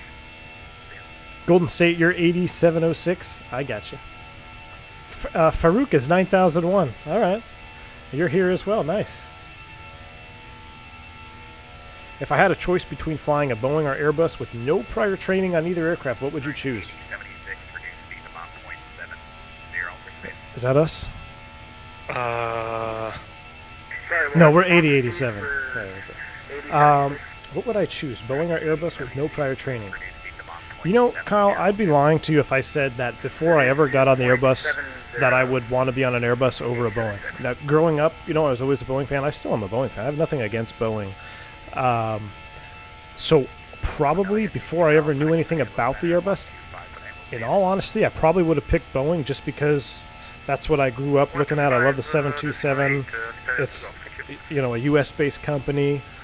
But after being trained on the Airbus, I don't think I would ever choose the Boeing just because of, I don't know. I just think it's, for everyday, day-to-day flying in and out, I mean, it's, you can't beat the comfort level. And I enjoy the systems. I enjoy the fly-by-wire. So, but yeah, before I ever knew anything, I probably would have picked a Boeing. Phantom probably would pick a Boeing. It depends. Because, I mean, I can't say, like, you know, growing up, I can't say, oh, I wanted to fly Airbus. I think I really wanted to fly Boeing. So, Yeah, I think I was the same way. But then once I started, like, learning the Airbus, I'm like, this Yeah. thing's actually pretty cool. right. Yeah, once you learn the Airbus, it's Center Spirit pretty hard to Wings, go back at it, or go to anything else. 8076, we're gonna have to hold at Mach 0.74. Okay, Spirit Wings 8076, maintain Mach 0.74. I'll have a slight delay vector for you. For, Oh, boy. Man, we're really making these controllers work here, huh? Maintain 0.74. Gotcha. Spirit Wings Yeah. 8076. Jesus, 2 o'clock already? 8076, turn 40 degrees right for space. Oh my gosh, I can't believe we're still Turn flying. 40 degrees right for spacing.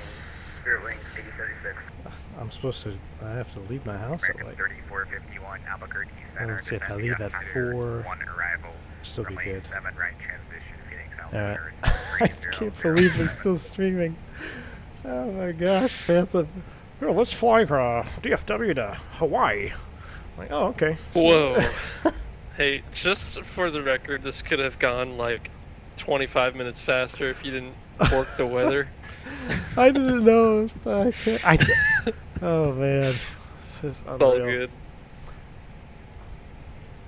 I didn't know we were gonna have a 80 knot Like, headwind I the dropped- whole time. I think I dropped. So I was actually supposed to fly to LA, or not LA, LAS, Vegas today. I dropped it because I didn't want to fly under the freaking wind all day. And I was like, well, I want to do this multi-cruise stream, and so I was actually supposed to have a real life flight You are going flying westbound, into and the here I am wind. going even further, man. Like I'd be home by now. Like I'd legit be coming home right now if I would have just went to work. Oh god. I'm just cruising along. My wind shows only 1 knot now. Did we lose our tailwind on yours? Yeah, I have Yeah. 2 knots on Oh, my great. side. Oh so- yeah, yeah, I see that. We're almost there. 245 miles. Ooh. Maintain Mach 0.78 for now. Ooh. All right, maintain 7-8 spare wings 80-87. There we go.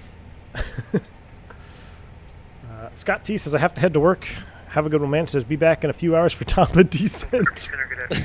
1702, flight level Me too, man. Like this.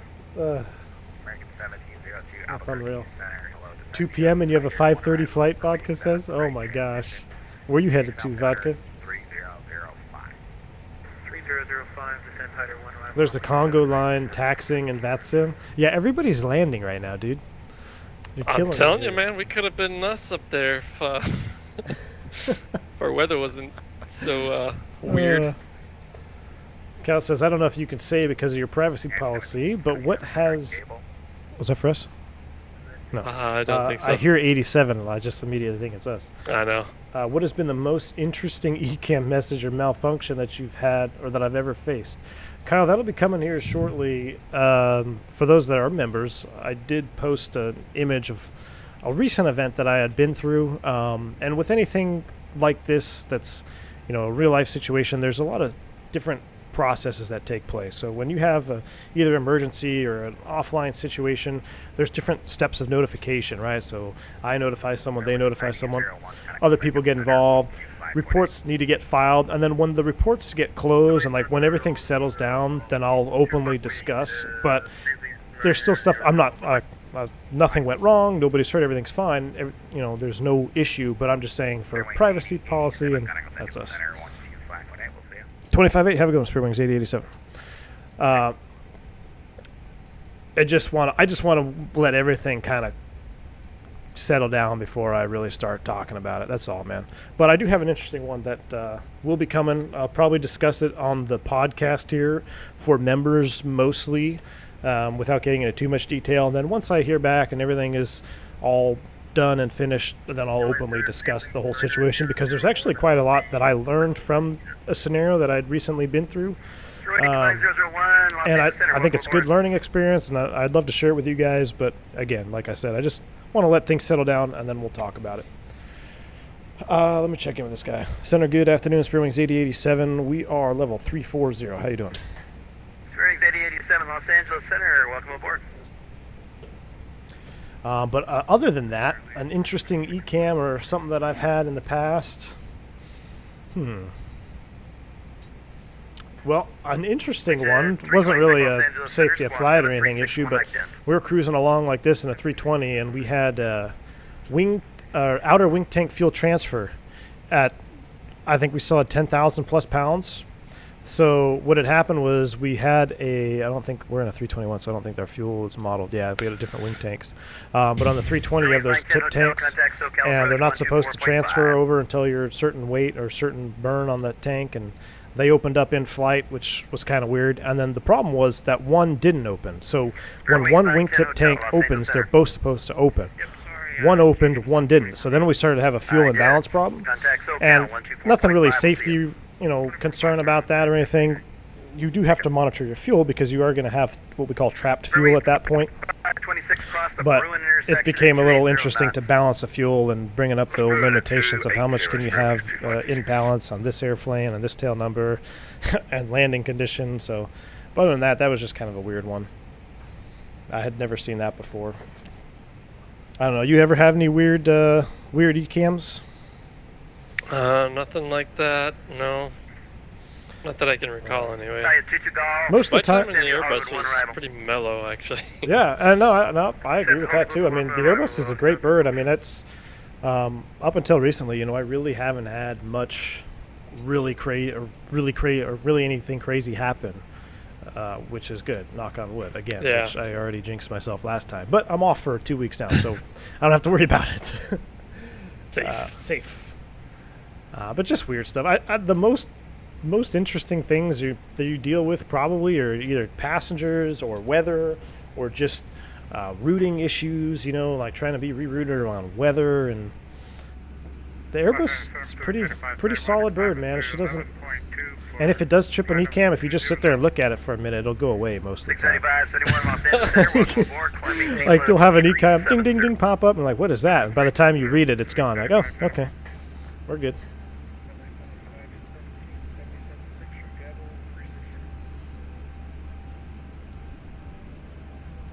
Sam says no major issues in that. Oh, go ahead. I was just gonna say, it reminds me of this thing that used to happen on the 175, where like, I think it was a GCU problem, but basically like, as you're coming off of the APU, when the engines were starting, like you get this transient, and like I swear, like 20 messages would pop up, and then it all just like go away, and you're just holding your breath for them all to disappear. What was that? Because I saw flight control no dispatch. Flight control no like, dispatch. All this stuff. That was 100%, dude. As soon as you started talking, I knew exactly where you were going. But dude, it's so funny. So on the 170, he's right. If you did a transient power swap, or if you started engine 2, I don't remember the conditions, but basically it was a transient power swap. Your ECAM on certain airplanes would just, it's the EICUS in the Embraer. The EICUS would just fill with messages, like all like hydraulics, flight controls. But the one message that you never wanted to see as an Embraer driver was flight control no dispatch, because if that got stuck on, that was where you would just go back to the gate. So when the 170 first came out, a lot of guys, we refer to it as the Embraer 180, because you would literally push off the gate, flight control no dispatch, make it 180, go back to the gate. So if that flight control no dispatch message ever stayed on, you were screwed. But during that transient power swap, you'd see it pop up, but they'd systematically start disappearing, and you're just like, okay, hold my breath, and it's gone. All right. The first time that ever happened to me, it was on a stand-up on Christmas Eve, and I was we were in like Albuquerque or something, and I was like, oh no, I'm gonna miss Christmas, because like I was supposed to get back at like 5:30 in the morning or something, and go home, and like that thing happened, and like we got these 20 messages, and I was like, oh no. I mean, they all went away, and we were both kind of like, we sat there for like a good 30 seconds to a minute, like thinking about whether or not that was okay or not, and we ultimately decided like everything's gone, everything works, we're good. But it's just a kind of a weird thing.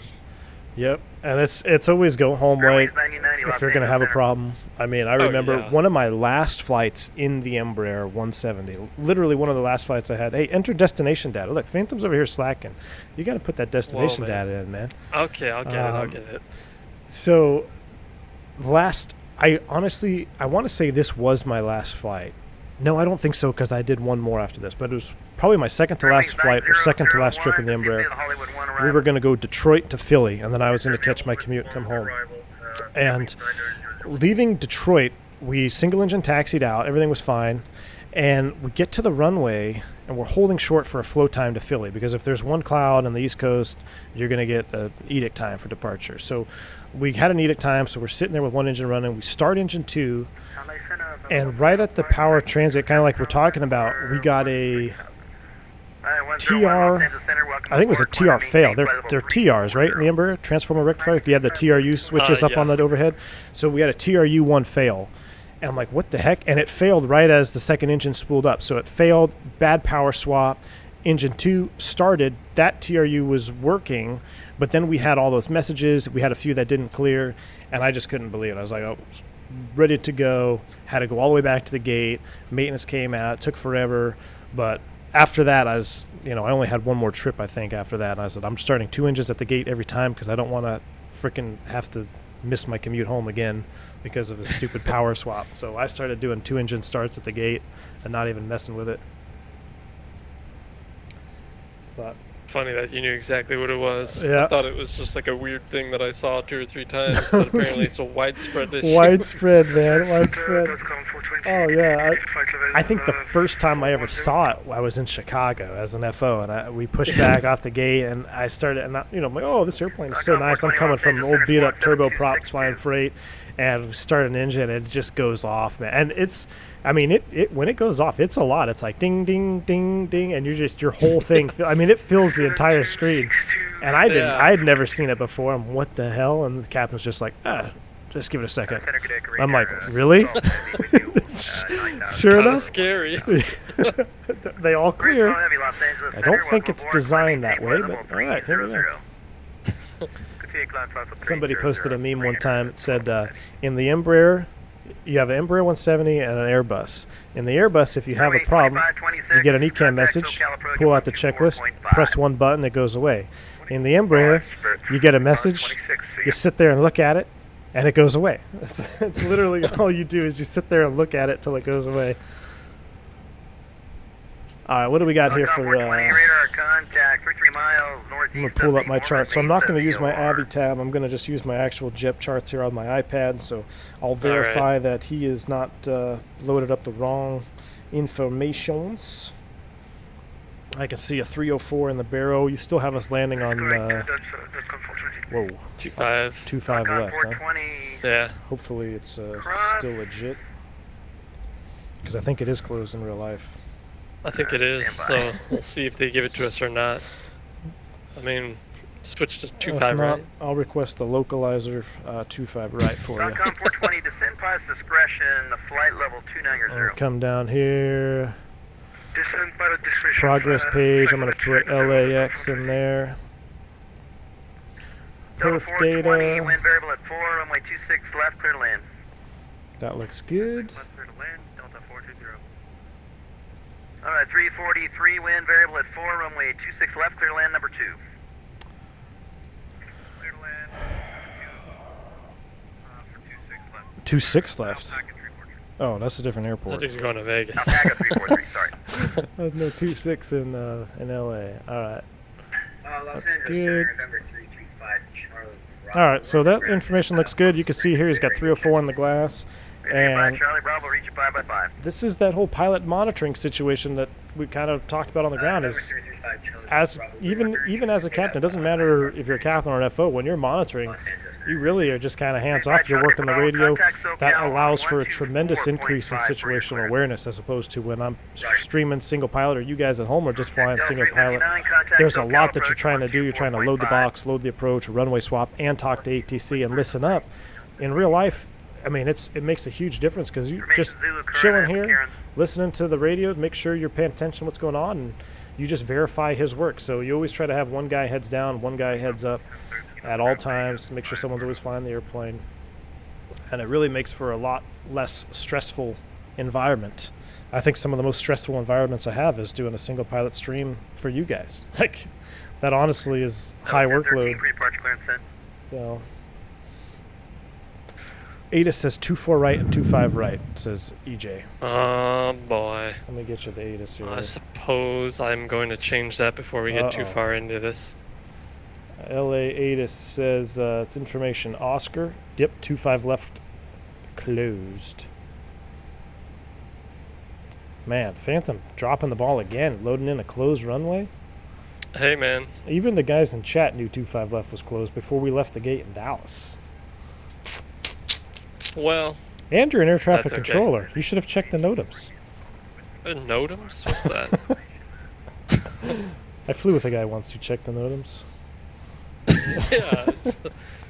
I suppose I should probably go heading here for a sec.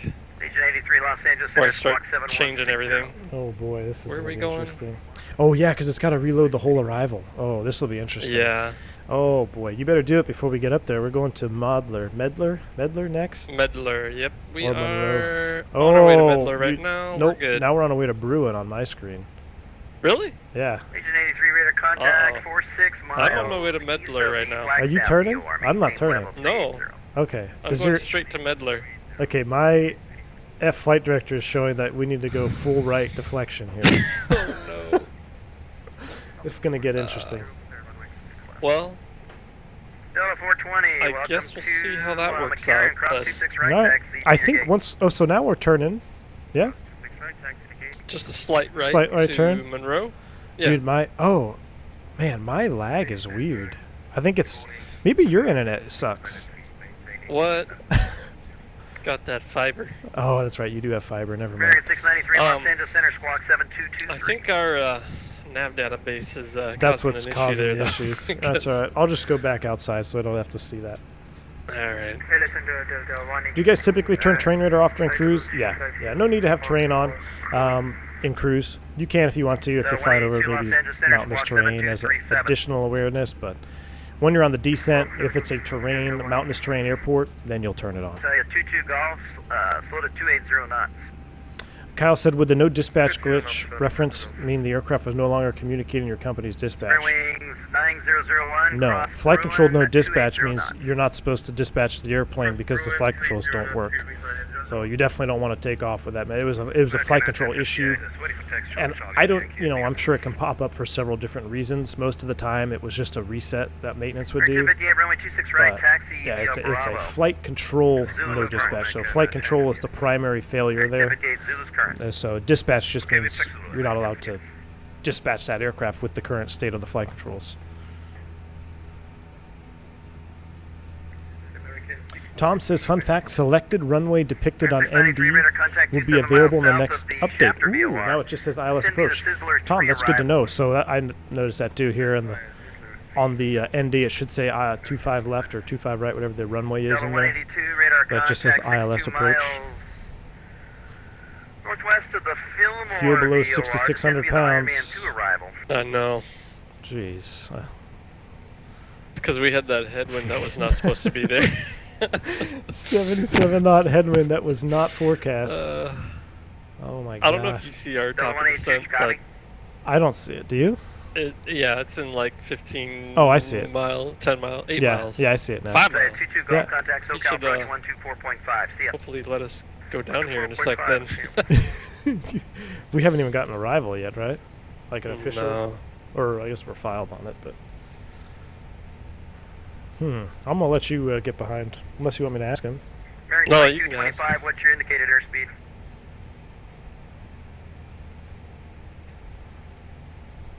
Showing 330, 335 for 28.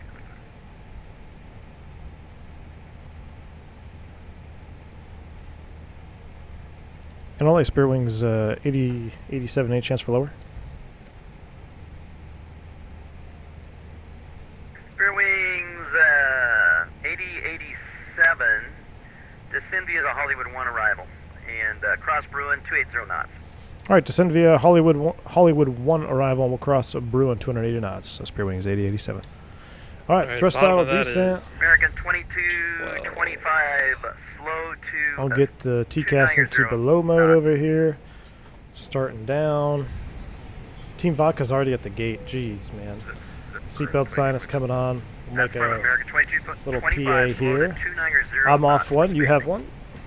I've got one. Make a little PA here. Let's see. I'll actually look at the ATIS. I wish it would be like FS Labs where I could press and hold this and then record it. That's so Oh, cool. yeah. It is. All right. Let's see here. Let's see if I do my best impression here. Phantom 320. Oh, speed brake. Oh, Hey, man. Spoid brakes in chat. Spoid brakes in chat. Phantom didn't even. We're not even top of descent, and he's already pulling for the boards. What? Yeah, What? we are. On my screen, I'm high. Oh yeah, On you're my high. screen, Yeah, you're we high on are- mine too. Yeah. Yeah, you. I showed 900 feet high on my... We were crossing the top of descent as he gave us the descent Yeah, via. that's so. true. Got to get the lift dumpers out. I'll do the announcement from the back view here, from the lift dumper view. Ladies and gentlemen, for the flight deck, just began our initial descent down into Los Angeles. Right now, we are showing 106 miles to the airport. Be on the ground here about another 20 minutes. Weather in LA, it's a beautiful afternoon down there. Light winds, clear skies. Temperature of 72 degrees. On behalf of this Dallas-based flight crew and Phantom 320 flying the airplane to LA, we want to welcome you to California. And thank you for flying vSpirit. All right, all right. I'm back on one. The speed changes. brakes are still out. Hey man, Why gotta are make you- sure we get that 280. That's weird though. Why would it flash amber with your thrust idle though? It shouldn't. 326, your squawk code Oh, is I don't know. 7361. I didn't get that. It might just be. Oh, it might just be me desynced a little bit. It may be. That's what I'm thinking. So I was like, no, you're doing everything right. I was actually pulling We've for you there. We've seen some strange things lately. FedEx 2650 Heavy, leaving my airspace east, radar service terminated, frequency change approved. Yeah, we're coming in over the mountains. Offline, It's switch to advisory beautiful. 122.8. Oh, I know this Orbex is good stuff. I'm gonna be outside view here for a minute. All right. I can still hear the radio, but man, the Orbix is absolute juice It's right good. there. Like over there by Palm Springs. That's what I'm looking at. I'm looking at Palm Springs right now. Spirit Wings 8076. Papa Tango says, how do you set up a plane for LPV or WAS? I like LPV because it's cheap but has 250 foot, 3/4 or 7/8 mile visibility, probably similar to Cat 1. Yeah, that's actually, LPV is pretty comparable. Yeah, 200.5 mile for the standard Cat 1. So how do you set it up for that? Papa Tango, thank you for your super chat, man. I appreciate it. I did 2 videos recently on GPS approaches and RNP approaches. 8087. What's your airspeed? What's our airspeed? 280. We're doing 280 knots, Spirit Wings 8087.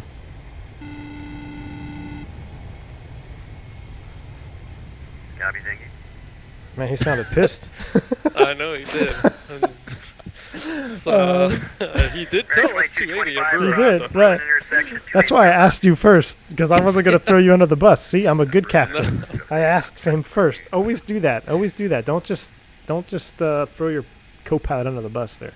1777. But Papa Tango, I would check out those 2 videos, man. I didn't do an LPV approach or I'm sorry, I didn't do LPV WAS because I don't think we have anything in X-Plane other than maybe the TBM. I think the TBM can do a WAS approach or it's set up for it, but I haven't done a specific video on that. I haven't flown a WAS approach myself since ever, I think. I don't know if I've ever done a WAS approach. 8087, slowed at 260 knots for spacing.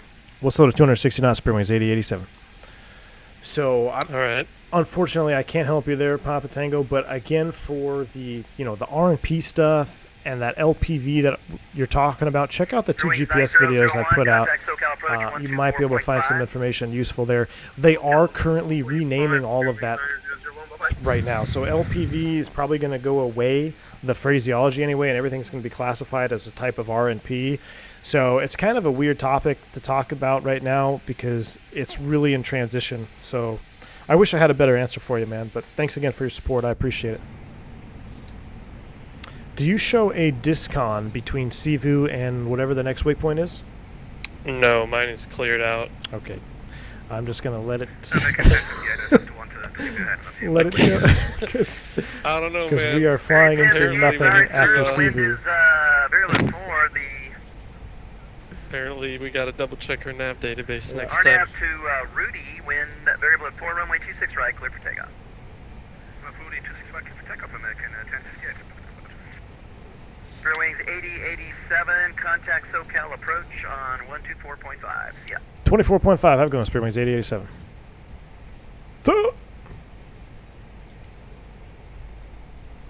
24.5. That is squawk 4607. What's the code? Oscar. Clear Henderson VO22, meatball transition, climb ascend squawk 4602. It's Striper King. It's not you, man. It's my internet right now. I'm sorry, dude. It's on me. 27, we'll call for taxi, thank you. Alpha 359, how did you not exceed 1? Oh man, I just looked at your stream. That doesn't give warm fuzzies looking at that end. And we're just flying off into oblivion there after Sivu, but you've got control, so. It looks okay on my end, so I think we'll be fine. Climb and maintain 17,000. Skywest 3019, climb and maintain flight level 200. What is the Skywest 3019. 3006 is what it's gonna be. What's our altitude right now? 19.3. Level 25, contact LA Center 125, when I get it.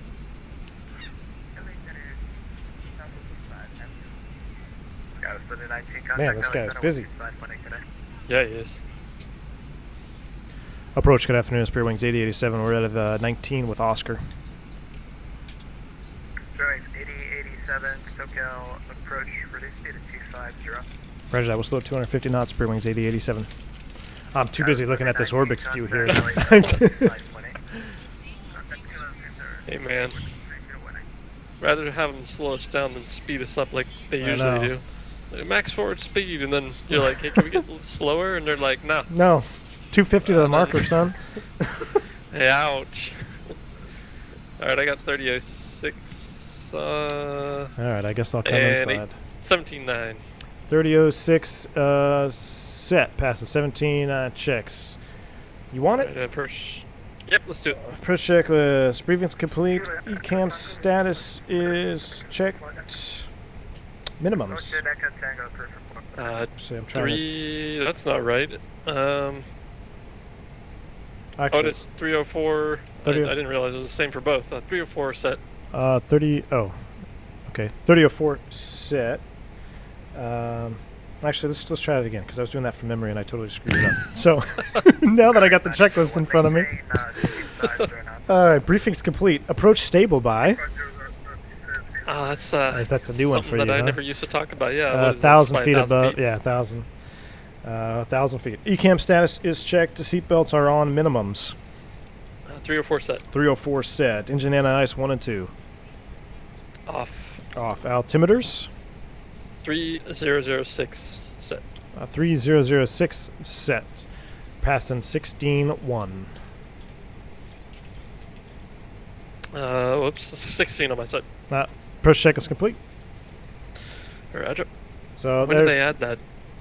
Strange. I don't know, dude. They're changing all kinds of stuff. I got to change all my flows too. It's like, I don't know. I figure if I just don't adapt, by the time I would get in trouble for it, they've already changed back. There you go. But note to self: don't try to do a checklist from memory, because even though you've done it a million times, you still screw it up. You know what's funny is like every now and then, like, I mean not so much now because I'm not really flying at an airline anymore, but like when you'd like call for a checklist or whatever, and like in your brain you immediately go back to like the first checklist you used at an airline. Oh my gosh. Oh. Cleared ILS 25 red approach, just Beer Wings 8087. So that takes us to 1900. Roger that. 1900 is set with 12 magenta. All right.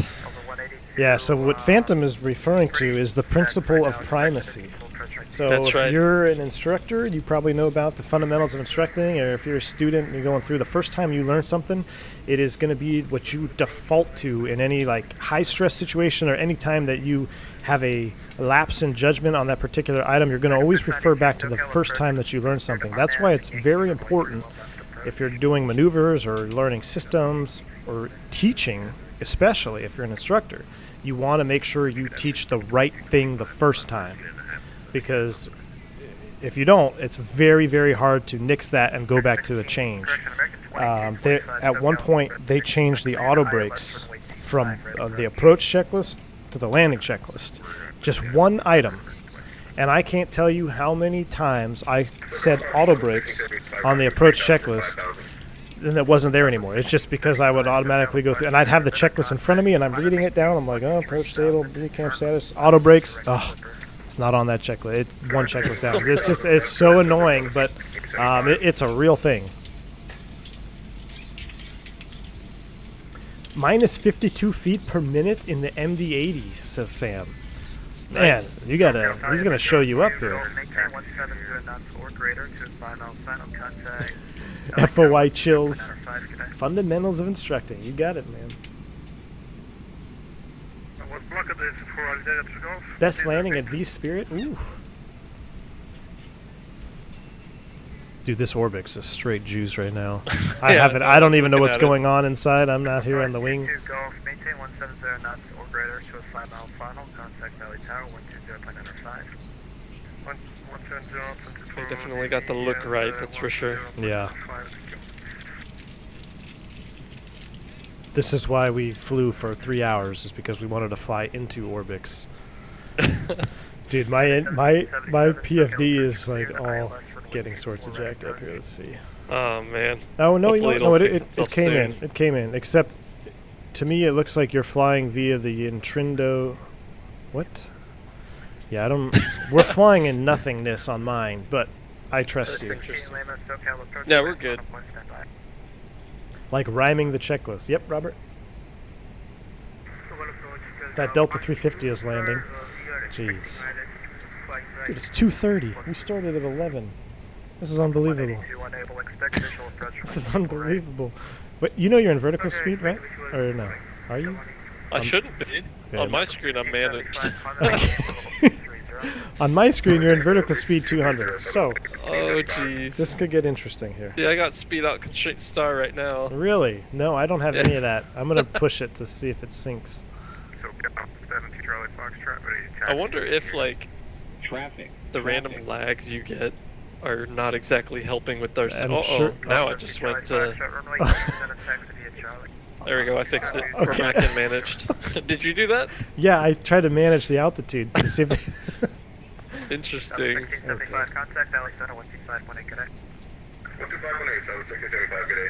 Delta 182, field date. All I right, guess well, you can activate and confirm. I will attempt to do that down here. We'll go activate and confirm. Looks like it worked.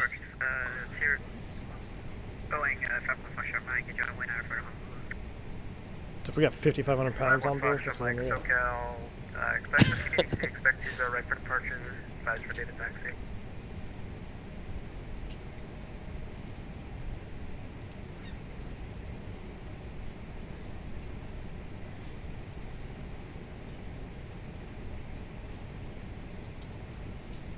Delta 182, descend and maintain 4,000. Descend and maintain 4,000, Delta 182. Bearings 8087, reduce speed at 210. So to 210, Spirit Wings 8087. Oh my Bearings gosh. 9001, maintain 210. This is the That's gonna be never-ending interesting. flight. Uh-oh. Dude, I just had a Windows ding. I'm frozen on my screen. That is not good. This is not good. Over. This is I not hope- good. I Dude, hope don't that comes back. don't tell me. Are you still flying? I am. Not enough memory to open this page? What?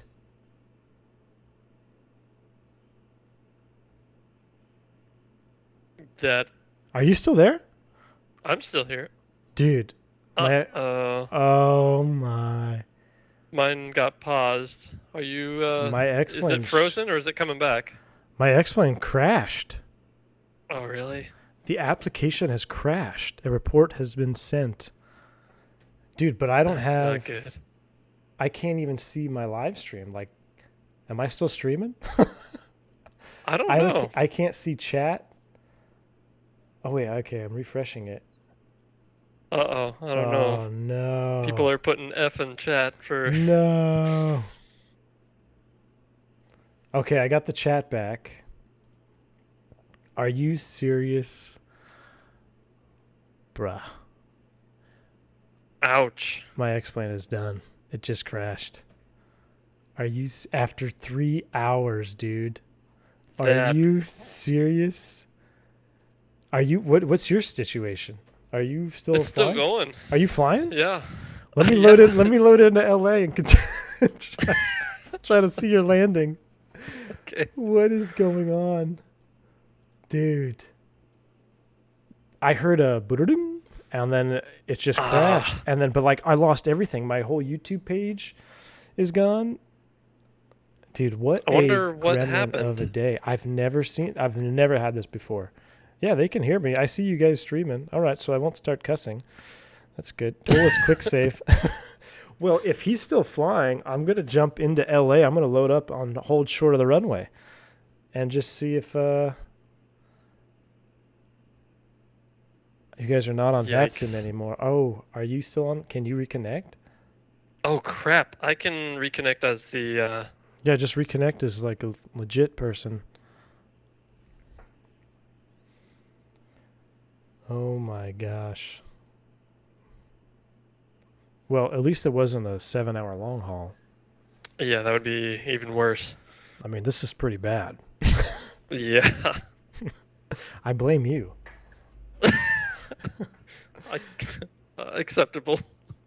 Oh my gosh. Where are you in flying? Are you still airborne? Yeah, I'm on final right now. How far are you? I'm trying to load X-plane. I'm at 6,000 feet. Nick says, let's pretend the captain passed out and the FO is still flying. Oh my gosh. Yeah, Glenn says it's all on you, Phantom. Oh man. All right, I'm gonna load in just to the ground. What's an airplane that loads quick? 172. Default 172. Default.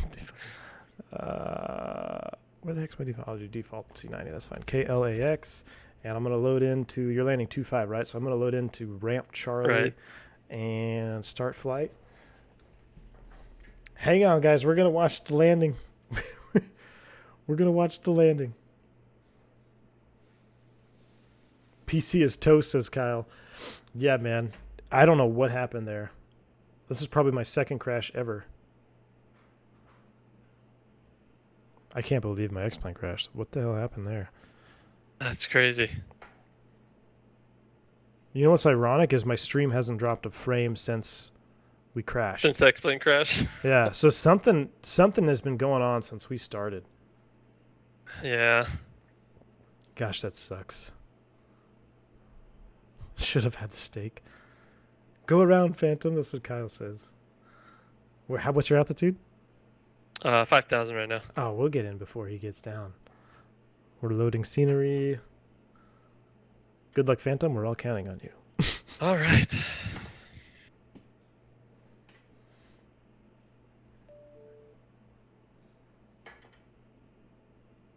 Blue Max says my PC just crashed at the same time as your sim.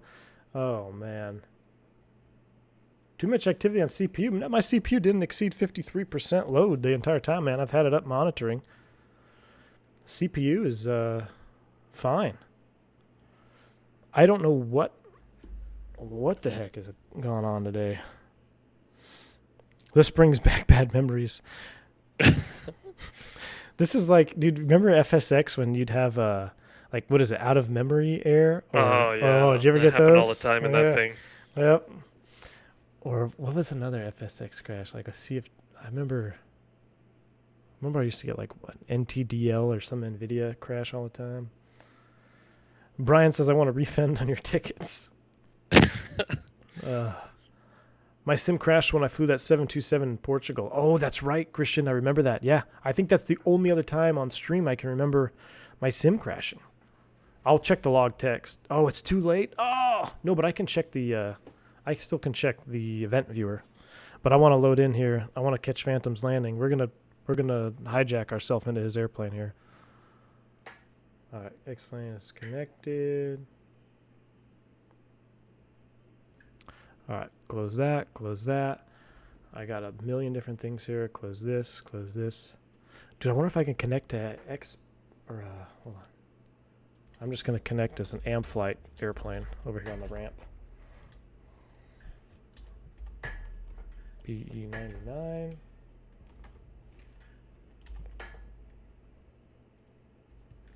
All right, so I'm back in, and we got to find Phantom. Where is he? I'm about a. I can see. All right, so 8087. So you're out there on final. Oh, I think I see you. Okay, so I see somebody on final. That's not you. Are you over I'm the stadium? on final right now, about 2,000 feet. Oh, that was you then. No, you're not over the threshold. That's someone else. That's 9001. All right, so I'm gonna I can see your landing light. Here we go. I can see him. We've got him. Dude, I should connect as and run the radio still. I'm flying over the stadium right now. We're gonna get to him. We're gonna finish the stream yet. Got to. Dude, I have not dropped a single frame since this has started. What is so bizarre? That's crazy. So something must have really been. Something was bugging. Not happy okay, here earlier. you are. Okay, you just flew past me. I gotta catch up to you. I wish there was like a lock view. All right, I'm on your right wing, man. Alright. Good luck. We're all counting on you. Sounds good. I can't. This is so weird to keep the camera in line. I wish I could see the cockpit displays. No. That'd be nice.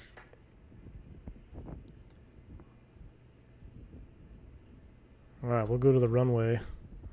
Since that's giving me a headache trying to keep up with you. All right, I'm sitting at the approach lights. Let's get a little music on here. Uh-oh. Dude, my OBS is locked up. Whatever, it's still streaming. Here we go. Jeez. What a disaster. I know, right? There he is. He's coming in.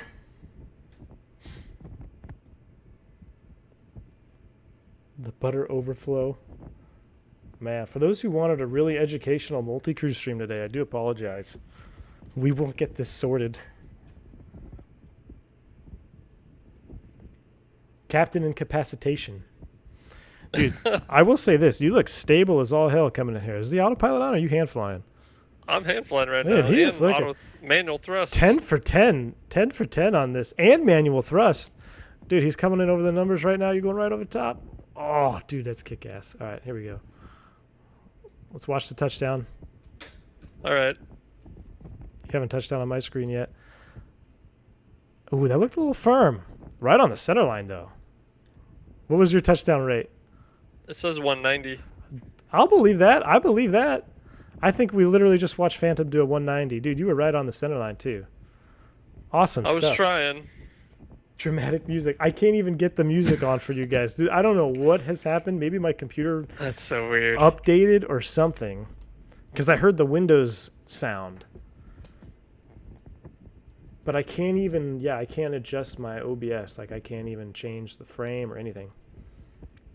So bizarre. But there he is. We'll marshal you into the gate. Which gate are you going to go to? Whatever one's open. There's a lot of people here. Why is that guy stopped on the... Oh, boy. Dude, I'm right here with you. I'm right outside your right window.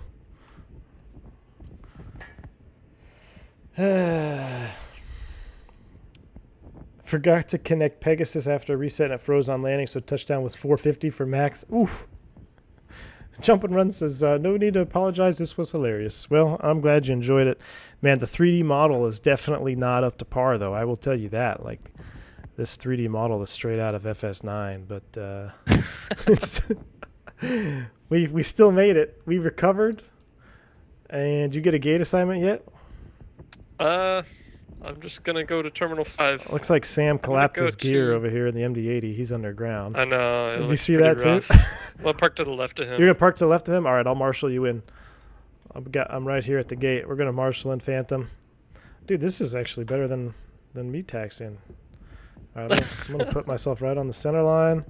I'm gonna put you to spot B, I guess.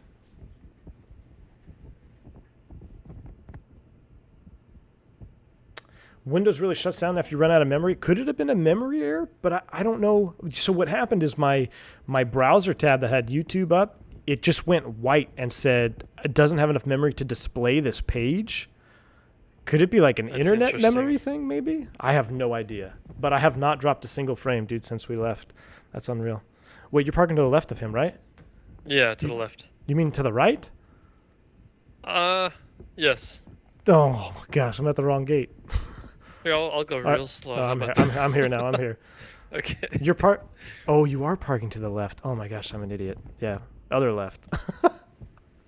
I was on the right side.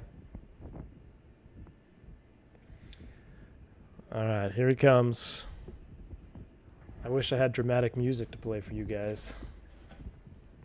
Christian says, great stream as usual. It's got to run. See ya and wish you the best with the baby. Thank you, Christian. You have a good one. Thank you for stopping by, man. A memory leak, maybe. Windows had no more free memory and decided to give no more memory and crashed. That could be it. Keep coming, keep coming. A little bit to the left, to the left. To the left. There's a delay on VATSIM. Oh, It's not going to no. work. Well, that's On my screen, I look okay. that looks like my first parking job as a captain, so that's all right. That's all right. He's not even on the line, but hey. Really? Yeah, well, one That's wheel is. interesting. Yeah, all right. You're right. It's good. It works. Yeah, we're good enough. Well, guys, that's it. I mean, I can't even. My OBS is locked up, so I can't even go sounds or anything. I don't know how I'm going to end the stream. I'm just going to have to Alt F4 everything.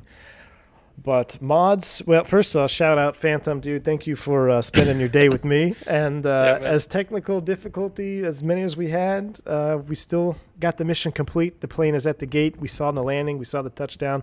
Beautiful approach, hand flowing too. I mean, he looked rock steady coming all the way in. So thank you, dude, for hanging out with me. We're going to have to do this again. We're going to have to clear up these technical problems. I don't know. Today just was one of those, just one of those days. We're going to start with updating our Smart Copilot config file. But guys, everyone else hanging out here, mods, sponsors, donors, everyone hanging out in chat, I really appreciate it. Shout out to vSpirit. If you guys want to check out vSpirit, the link is in the description to get started. They got a really cool setup there with VAMSys and how their ACARS works, and it's a pretty sweet little VA. I do look forward to doing a couple more flights with them on stream. So donation. It's been good. I just got a donation, but I don't see it. I don't know how much it is. I don't know the message. Like I said, my whole shebang is locked up here. So whoever, oh, there we go. Part-time PC pilot. I see it on the chat. Just tip $20. Thank you so much, part-time PC pilot. Thank you for your support, dude. If you had a message with that, I can't see it, unfortunately, because I'm locked out of my OBS. So thank you for your support. Thank you, Dougal. Have a good day. You have to bail. I see that. Appreciate it. Have a good one. Miss Jungles, take